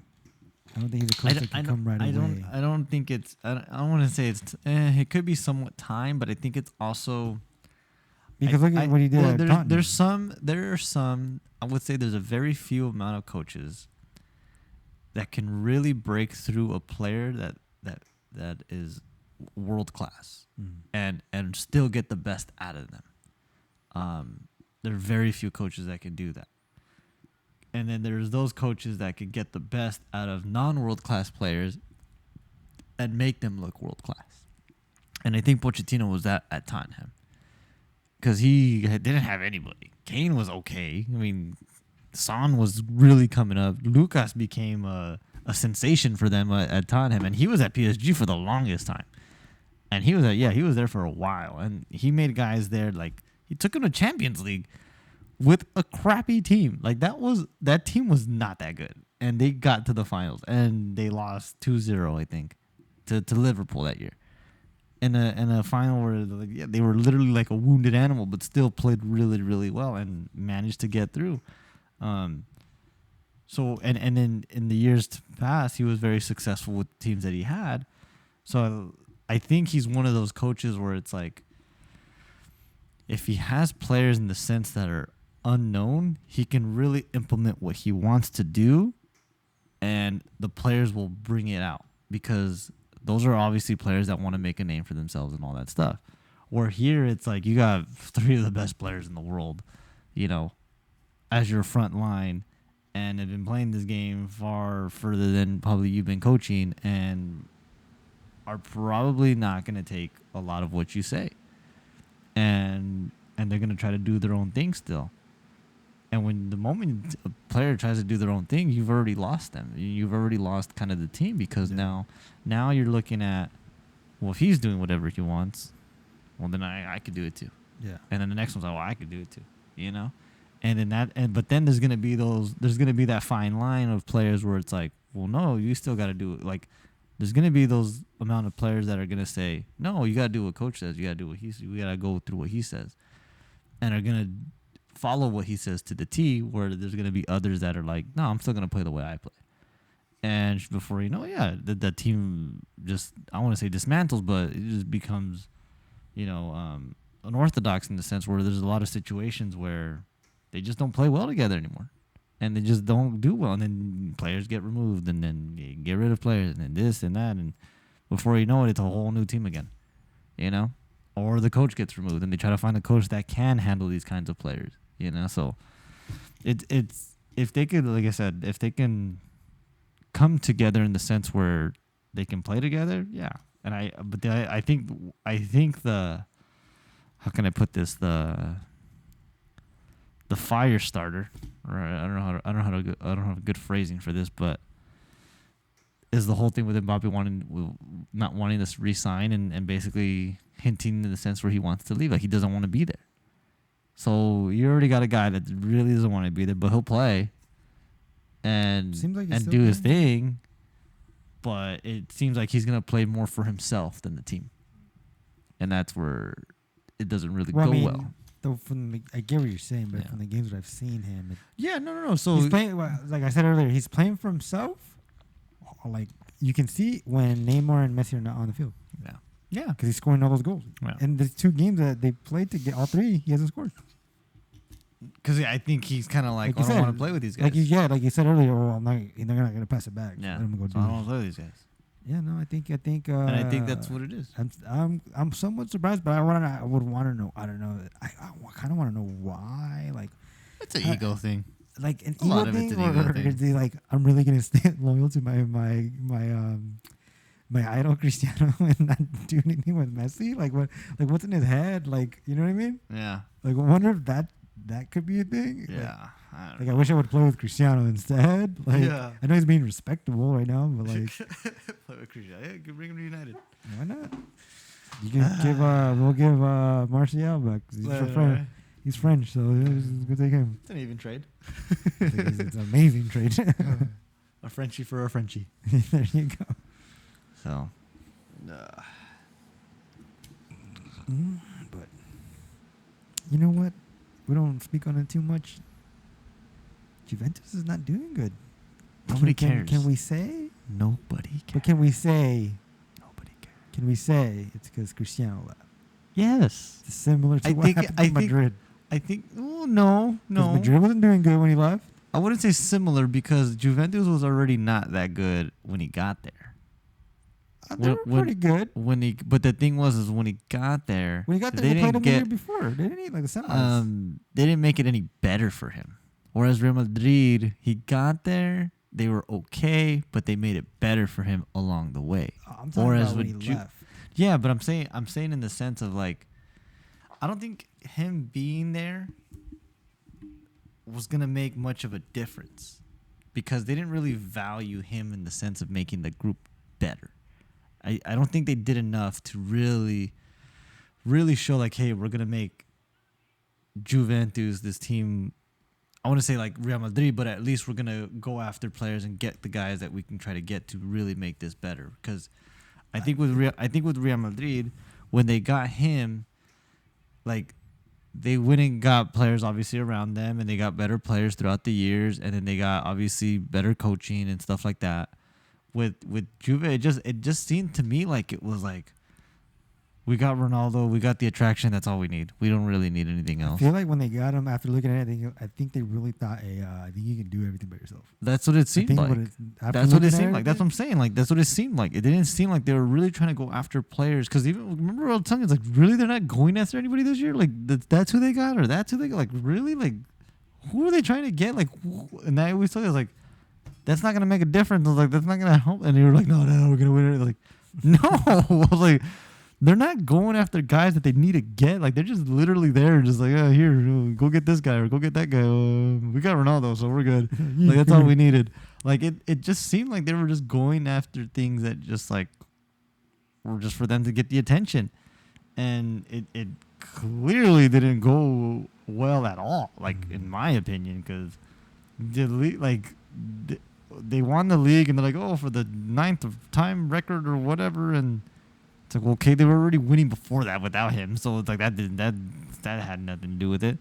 And even the other trophies that they won there when he was there, it's like, okay, you guys were already winning all those things. The main thing should have been Champions League, but they weren't really pushing for players to try to get that. So with Real Madrid, it wasn't like that. Real Madrid they knew their league was going to always be challenging with Barca, but they knew their main thing was Champions League. That was their thing. So they were going to go after guys or make the team be a Champions League winning team. And they were already getting guys before that, before he even got there. Because I think was Modric there before him? Or after him? Cristiano? Yeah. No, after he came out. He was at Tottenham, remember? Yeah, I know he was at Tottenham, but I'm trying to remember yeah. if Modric was there first and then Cristiano No, came? Cristiano. So it was Cristiano, then Modric. Cristiano was first and all the other players. Everybody else came after, right? Bale Like came after. Modric, Cruz. Casemiro. Okay. Yeah, see, so that's what I'm saying. Like, they went in after They built guys. it. No, yeah, they built it, but they went after guys in the sense where it's like, these guys are really going to help out. Like, Cruz, World Cup champ, and was doing his thing at Munich, and he was, developing really well. Modric was by far a really underrated player that everybody thought he would never do good at Real Madrid. I always thought he was really good. And then he came in and did really well. Benzema was already there, right? Or did he come in after? Benz was there. He was already there, right? Yeah, the days the same time. Yeah. Maybe the year before. So Benza the same thing. He was kind of a young player, getting in there as well. And then Casemiro came in, and then Marcelo was, I think, already there before Ronaldo came in. Or I think at the same, yeah. Yes. Ramos was already there. Casillas was already there. And then Varane came in. I can't remember who the center backs was before Varane. I forget. But there was a lot of guys in that realm of those players that were really improving the team rather than hurting the team.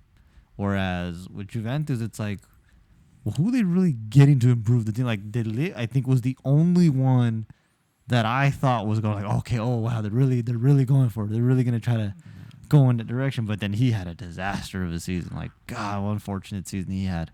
And injuries, man. yeah, no, it showed, and it sucked that it happened. So and then after that, it was like, did they have Matuidi, or they went and got Matuidi, right?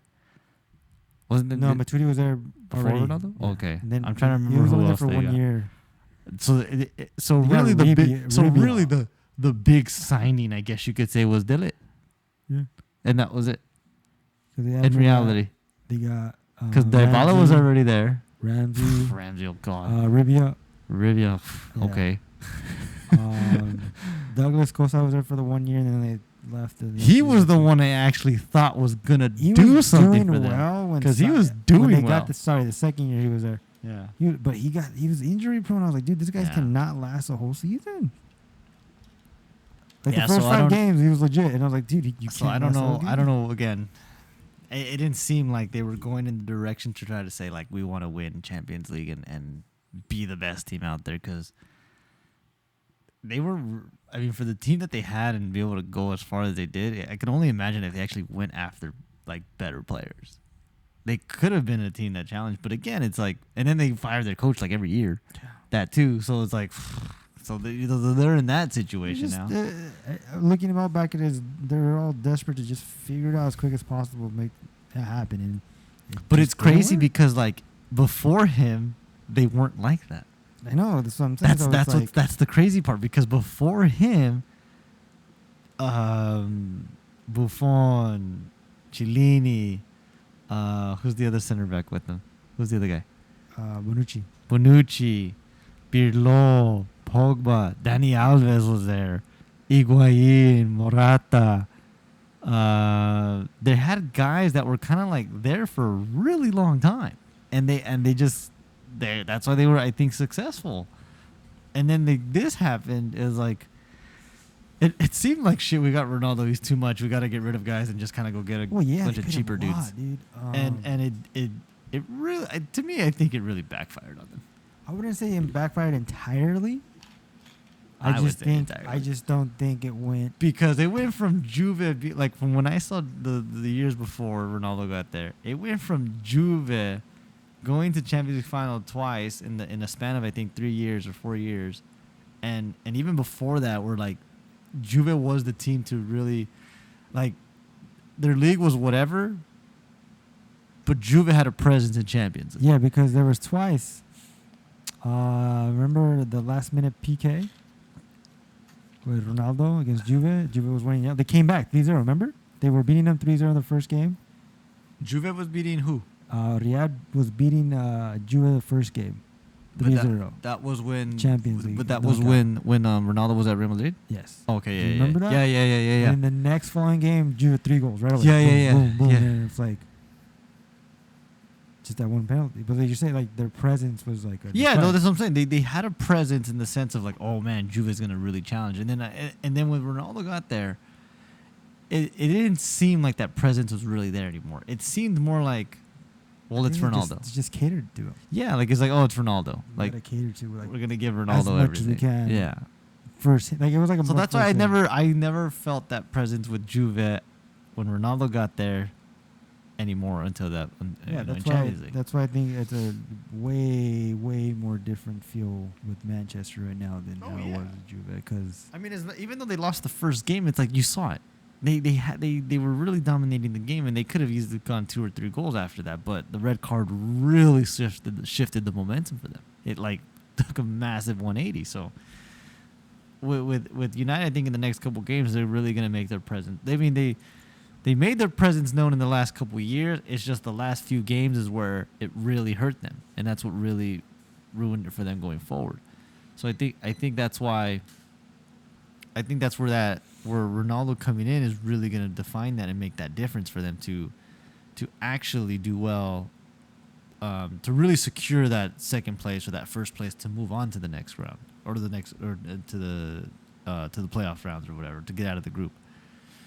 And that's what I'm saying with Juve. It's like, they every time they got out of the group, or from what I remember, they had every year was like an easy group, and they actually had an easy route to get through, and they still couldn't get through. I was like, come on, man. You guys, I think, what was it, the year they lost to Ajax? I was like, you lost to Ajax with a bunch of 18-year-olds, 19-year-olds that basically beat you. yeah, I get what you're saying, but I still don't think. Also, don't think that he made the team horrible. I wouldn't say he made the team horrible. I just think the dynamic just changed. It changed. It just drastically. changed really, really different. Like bad. I want to say badly, but just a real different like direction to what they used to be. It was like, how do I put it? It was like a good poor choice, if that makes any sense. Good in the sense, okay, we got Ronaldo. He did his thing. But the poor choice was poor choice is around everything where Yeah. like it just like didn't go as we thought it would go. Yeah, I think it's Nedved who's the main guy to do all those things, and I don't think he made some good choices when Ronaldo was there. Yeah. Surprisingly, because he's been the guy he's kind of been their guy to get players for like the years before that. So it is what it is. Oh, you know who? I'm just gonna throw this out there. All right. I was watching a little bit of this Real game. You know who's the commentators? No, the guys from the World Cup.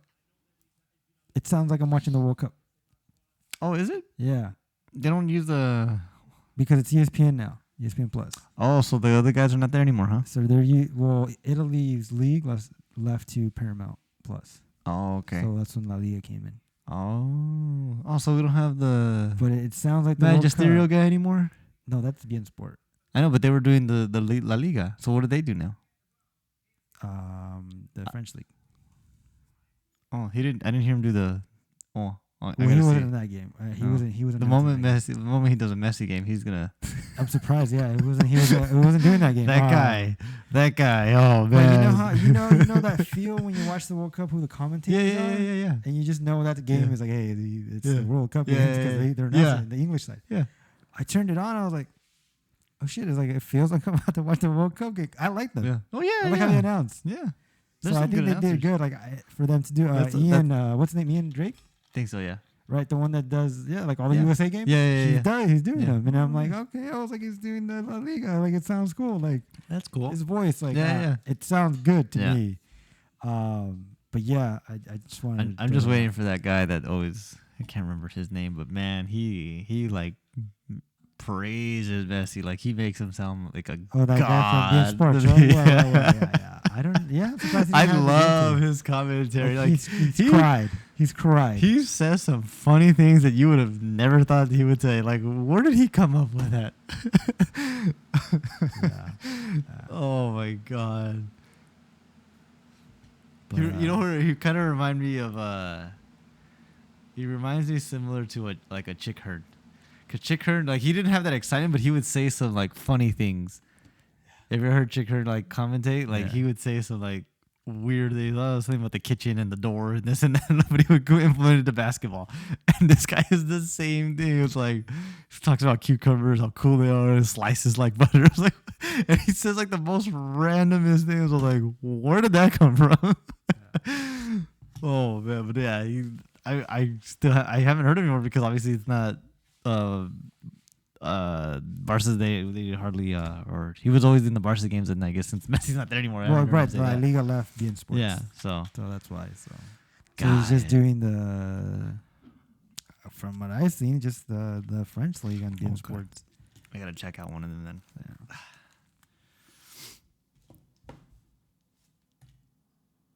What's next? What do we got? What are we missing? I think that's about it. Yeah. I mean, other than that, nothing else has really happened. I mean, it was just the Champions Just the League Champions this past week, League. and then the games this weekend. Yeah, and then City tied. to Southampton when everybody thought they were going to win 6-0 after beating Leipzig 6-3. That's interesting. They thought they were going to win 7-0, and they tied 0-0 to Southampton. That's interesting. I mean, I didn't.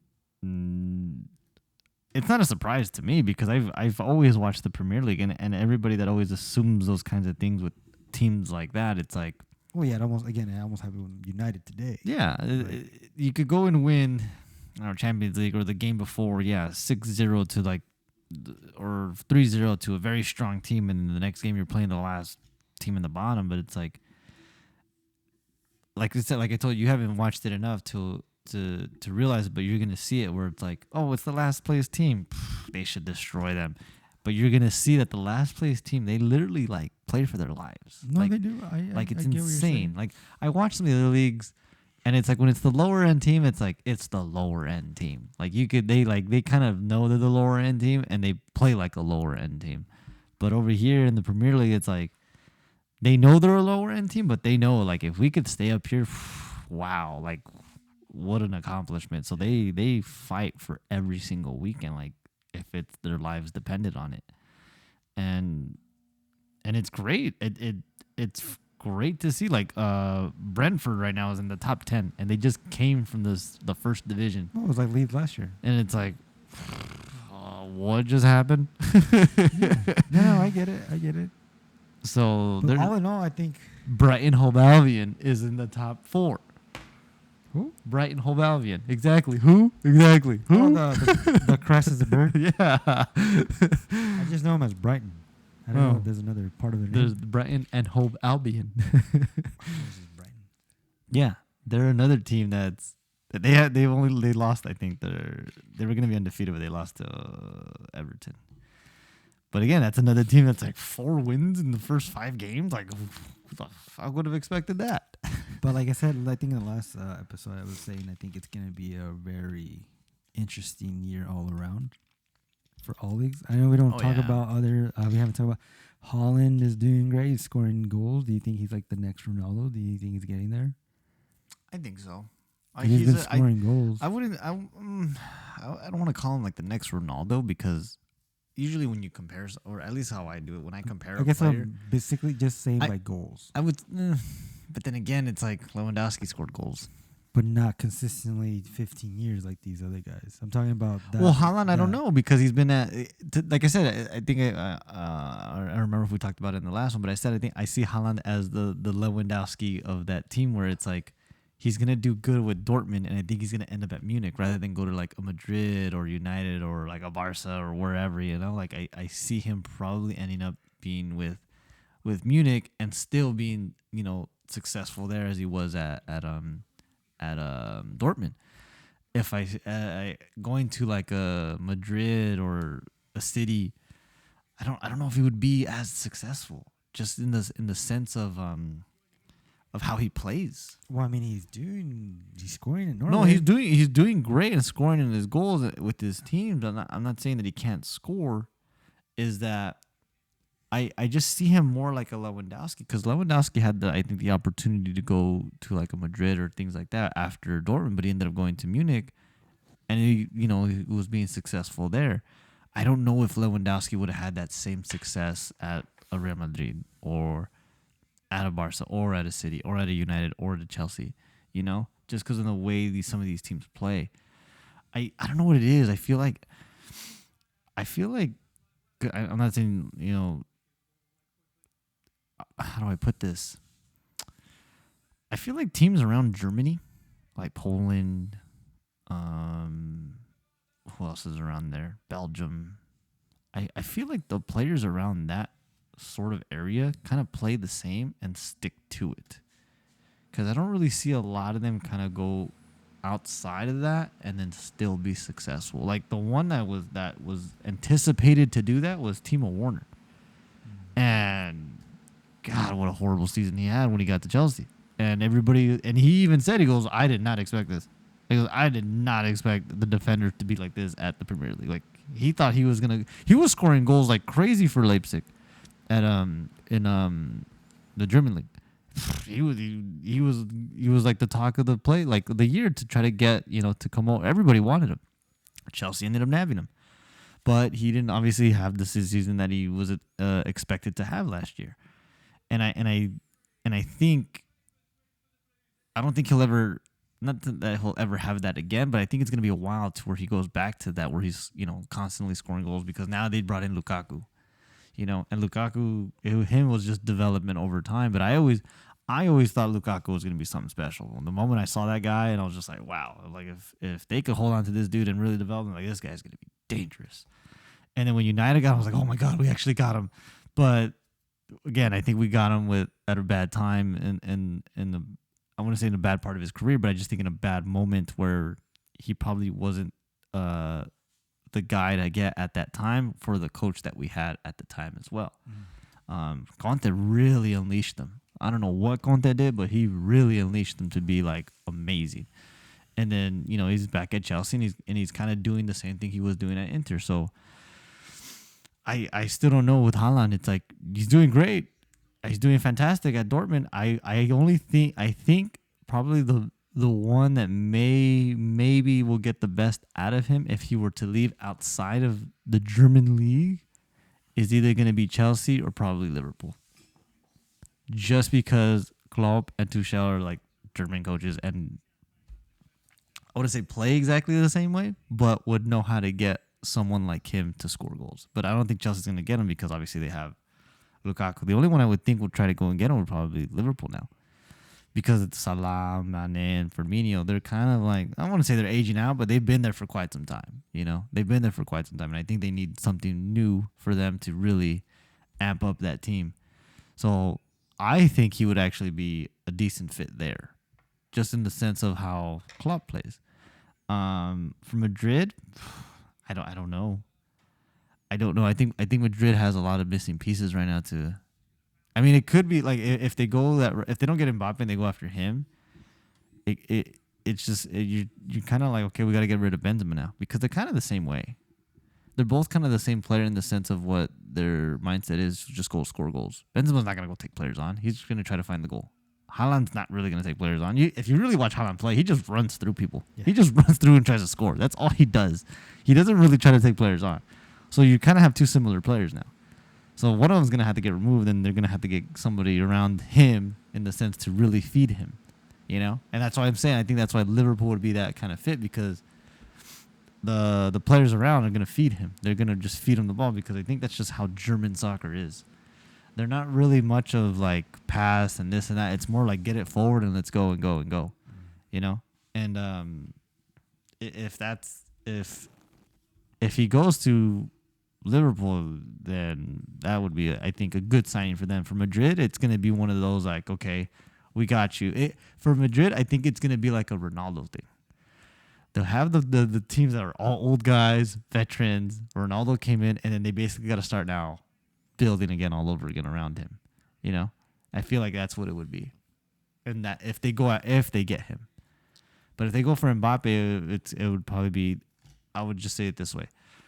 If they get Mbappe, they're going to go after guys that are going to be best suited for Mbappe. If they go after Haaland, they're going to get guys that are best suited for Haaland, rather than just kind of get the guys that were for Mbappe, if that makes sense. Because that's how you have to kind of portray it and have to see it. It's like, if I'm going to go after Haaland and he's a 9 that just sits up high, I'm not going to go get another player that does the same thing. Because now I got two of the same guys, and both of them are not going to do anything in the sense. They're both waiting for someone to give them the ball. That's what I'm saying. Like if Madrid goes after Haaland, it's like they're gonna eventually push Benzema out. Yeah. As long as and Madrid is that kind of club to do that. They're not afraid to say, oh, Benzema been here so long. Let's take it. No, you're done. Let's move on to the next guy. Yeah, seriously. So that's literally what would happen. If Mbappe goes, they'll keep Benzema. because Mbappe can be on the outside rather than being that guy up top. And they've You know, played together before. and they've played together. So that's what I'm saying. Like, those are the kind of things that I'm sure they're gonna, consider and look at in terms of bringing certain guys in. So it just depends on how they go about it. But for Haaland, yeah, like he's doing really well. Like I didn't expect the year he had was great. Last year great. Now it was, is he going to be able to do the same thing again this year with Dortmund? And I didn't think he was going to, but Really? I because Dortmund, if you really look at them, they've always been the kind of they remind me of Ajax. They're the team that always brings in the youth players and then they get rid of those youth players. And those youth players tend to make the team better. They tend to make the team really good. So I think the fortunate thing with Dortmund is they've been fortunate enough that the youth guys that they have, they've been able to keep them and actually develop them in there and those guys still be able to play well. That Jude Bellingham kid is amazing. That guy is going to be something special. Reyna, he's playing phenomenal there. Like I was not expecting that from him. That's awesome. And then you got Haaland, and then I don't really know the rest of the guys, but those three are considered to be young guys. Bellingham probably wouldn't get a chance anywhere else, this early on in his career. Reyna, same thing. I don't think he'd get the chance that he's getting now, as much as he is if he were to be somewhere else. Pulisic was very fortunate, the same thing, but they let him go. So I think it's kind of the same matter in the sense with those guys as well. So now it's more like, is Haaland gonna be like Lewandowski and go to Munich, or is Haaland gonna be like Royce and stay there for his entire career and not go anywhere? Because Royce had great potential to leave. He had fantastic potential to leave and go somewhere else, but he never left. He stood there. But I think it's what you said. Like, now I look at it, like all the German players are like, well, we can stay in Germany and be successful. We won World Cups when we go to play our national team and still play in this clubs here and go champions.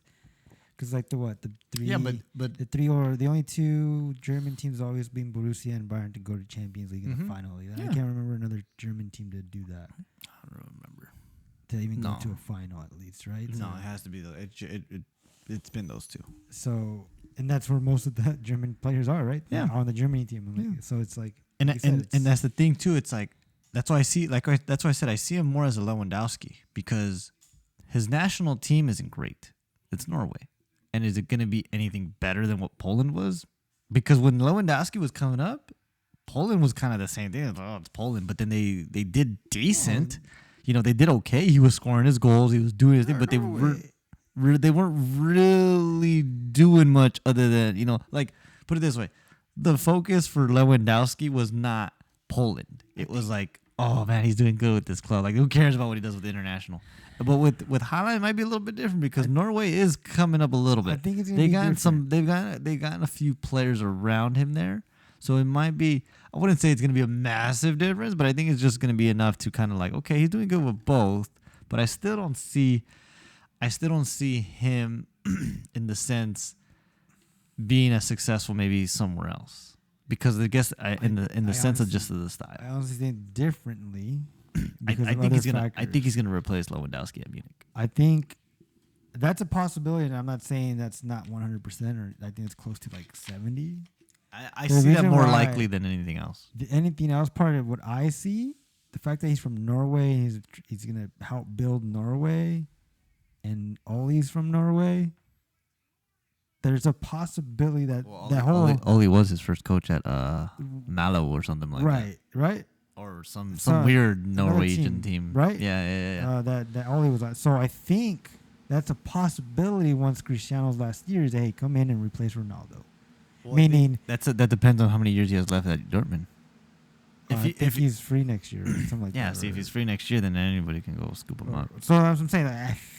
I think the closest one to be different from what your aspect is of like the players staying in the Bundesliga, those type of players, I think it could be him, because of those small connections of like, okay, Ollie's from Norway, like. Yeah. He's coached me once. He's at United. They did good this past year. Maybe they won champions about that time, like in the future, whatever. Yeah. Norway's coming up. Maybe later on, Ollie gets 3 years of doing great at Man U, then he wants to coach Norway. Those type of things. Yeah. So I think that small part, I think does come into play to some of these players to Yeah. see that. Yeah. But I also think Holland's going to get more mature enough this year to understand about his options, to understand what he's great at, and where he can really lift his career and his game if he just stayed at a winning one team. Like, again, it's nothing wrong to be at Bayern Munich, but then again, it's like we obviously going to have the English Premier League be number one in the world probably for years to come, or even more, probably be set in stone, like for a very long time. Yeah. I think this league is going to be number one for a long time. So in that sense, for him to be there would help more his career in the longevity, right? As opposed to to go to Munich and be winning 10 cups in a row in the league. Yeah. As opposed to like back and forth with the hard team with it.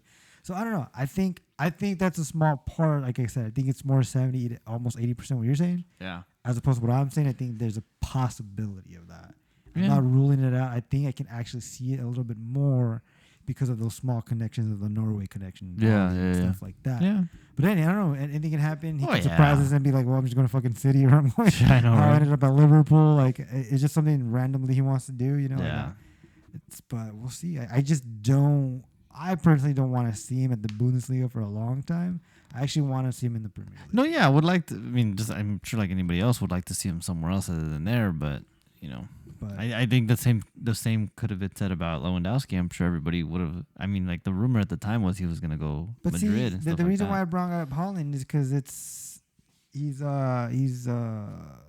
He's at an Yeah. age where he's literally like striving consistently, Yeah, as opposed where Lewandowski kind of had to like come up to right now to the top 3 in the world to possibly win the Ballon d'Or Yeah. at 34, I think. yeah, Yeah, no, I was just curious what he thought. If I'm just seeing him like similar in Cristiano goals ways, like goals. yeah. Goals. Well, yeah, goals. As I think, yeah. I you know, think like- goals ways. Yes, Like I see consistently, that. I think this could be a 40+ year, Oh, yeah, he's or scoring at like least crazy. 40. He is scoring like At crazy. least They're 40. still in Champions League, right? Yeah, Yeah. I think they won. Yeah, that was the thing. I remember now. That was the thing, was that they were close to not making Champions League in their league, and that was basically going to be the determining factor if he stayed or not.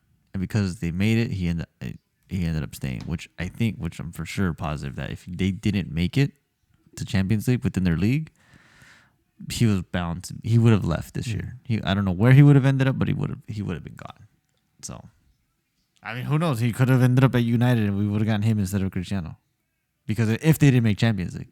Because that makes, like, again, that makes a whole determining factor for a lot of players, especially of a player of his caliber. Mm-hmm. That should be in Champions League every single year. Of course.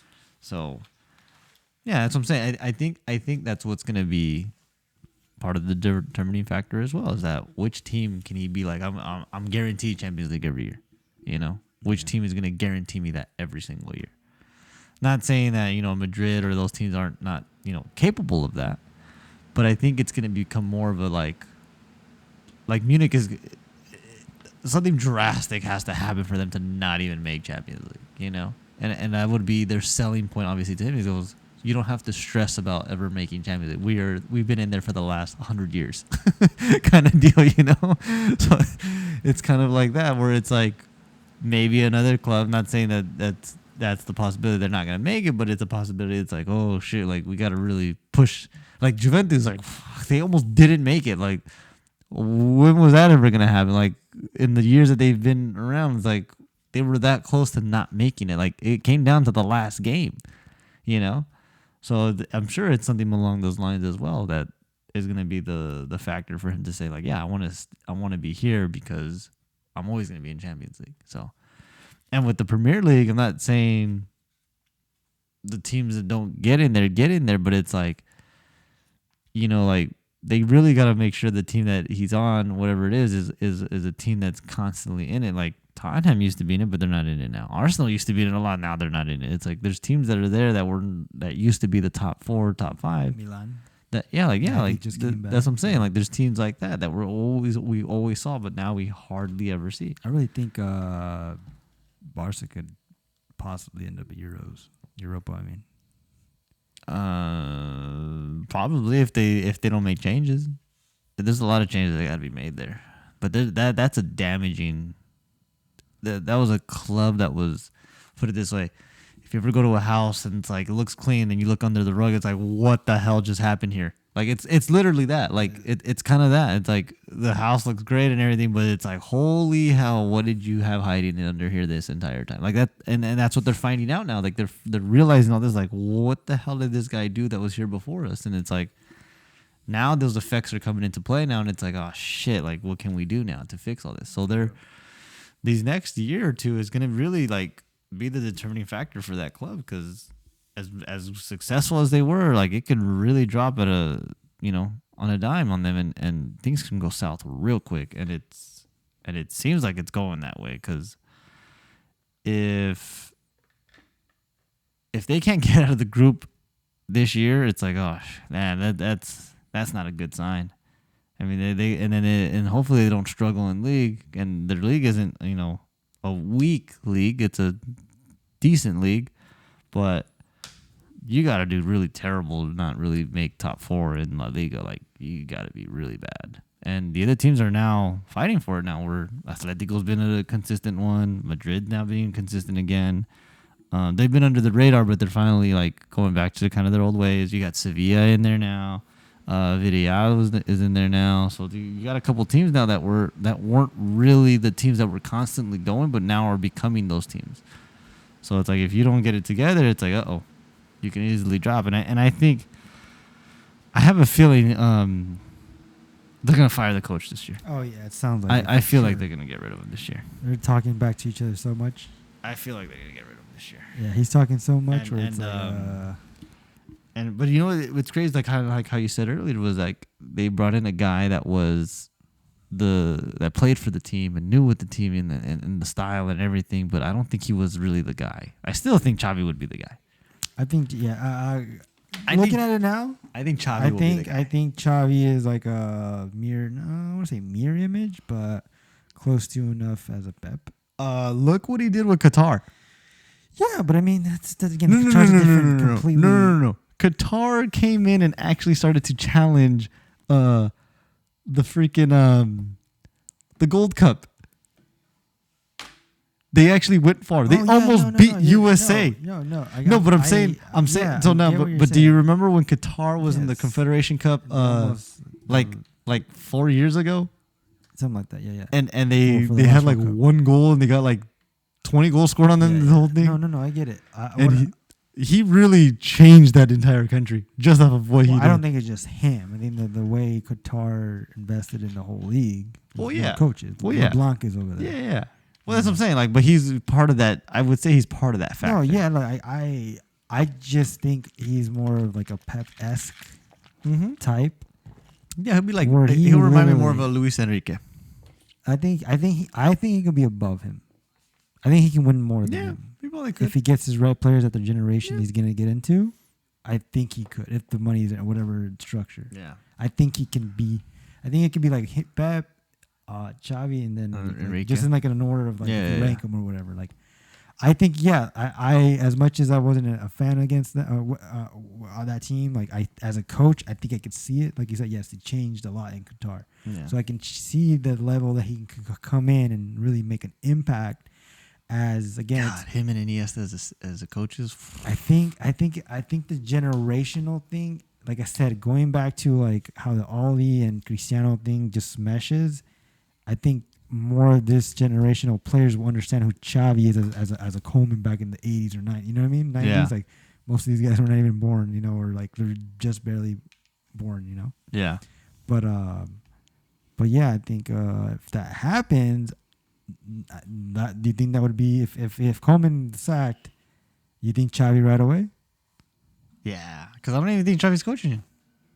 He didn't renew his contract with Qatar, from what I heard. That's all I heard, but I don't know if he's. I don't think he's coaching anything. So I don't know.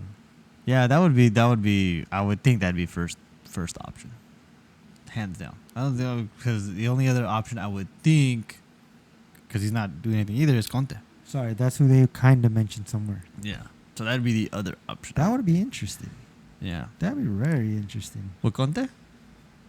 If Conte came in? Like I could see something completely different though. I don't think it would be the Barca that we used to see. No, it would be something I completely think different. it would be the team Oh that yeah, it would not be the the way. It Barca would with- be the way he plays. not the Barca with tiki Yeah. taka like touches. I No, think it's no, gonna Conte- if if Conte Conte- comes in, it's like Yeah, it would be something completely different. That's yeah. a change. That'd be a massive change. So I don't know if it'd be good or bad. but think that'd be the only consideration I would think behind Xavi if they don't go after Xavi first. That's if again by that point if Conte is not coaching still or if he didn't end up getting picked up by somebody else. Because I mean, there's a lot of teams that I think are getting close to releasing their coaches, and I would think he's probably on top of the list for other clubs. You know, so we'll see. Who knows? But I'm anticipating and excited to see because I didn't get to really see what he did with Qatar, but just the small little things that I've gotten to see that he's done there. It's like, and that's what these guys that basically like would have no hope in this sport sometimes because they don't have that coaching. You know, they don't have those kinds of ideas and stuff like that. So for him and LeBlanc and whoever else is there, because I think there's a couple other guys that are there to really implement a professionalism of what their style is and to finally see it portrayed. It's like, holy crap, like that's what he was able to do there. I can only imagine what he can do with, like a Barca or whoever else, like with players that, that play it, train day in and day out like that, So he definitely brought a culture to that country and that, in those clubs. And it showed with the Qatar national team. I was like, are these guys really playing like this? Like I was actually watching them. I was like, what just happened? Because the first time I ever saw Qatar was the Confederations Cup. I think it was before the 2014 Cup. I think it was 14, 15, 18. I think it was like the 14th one. Whatever the year Qatar was announced to be the World Cup host, that year they put them in the Confederations Cup. I remember, and then I saw them. I was just like, these guys are really going to be the host for the World Cup. Like, these guys are a disaster. I think it was. I think horrible. Or you could just check. I don't know, whatever. but then when I saw them at the Gold Cup, I was like, are they? I was like, what just happened? I was like, where did these guys come from? I was like, did Xavi just bust a Queensman and just find all these Qatar/Spanish players out of nowhere? They're Qatar, but they were born in Qatar, but they live in Spain.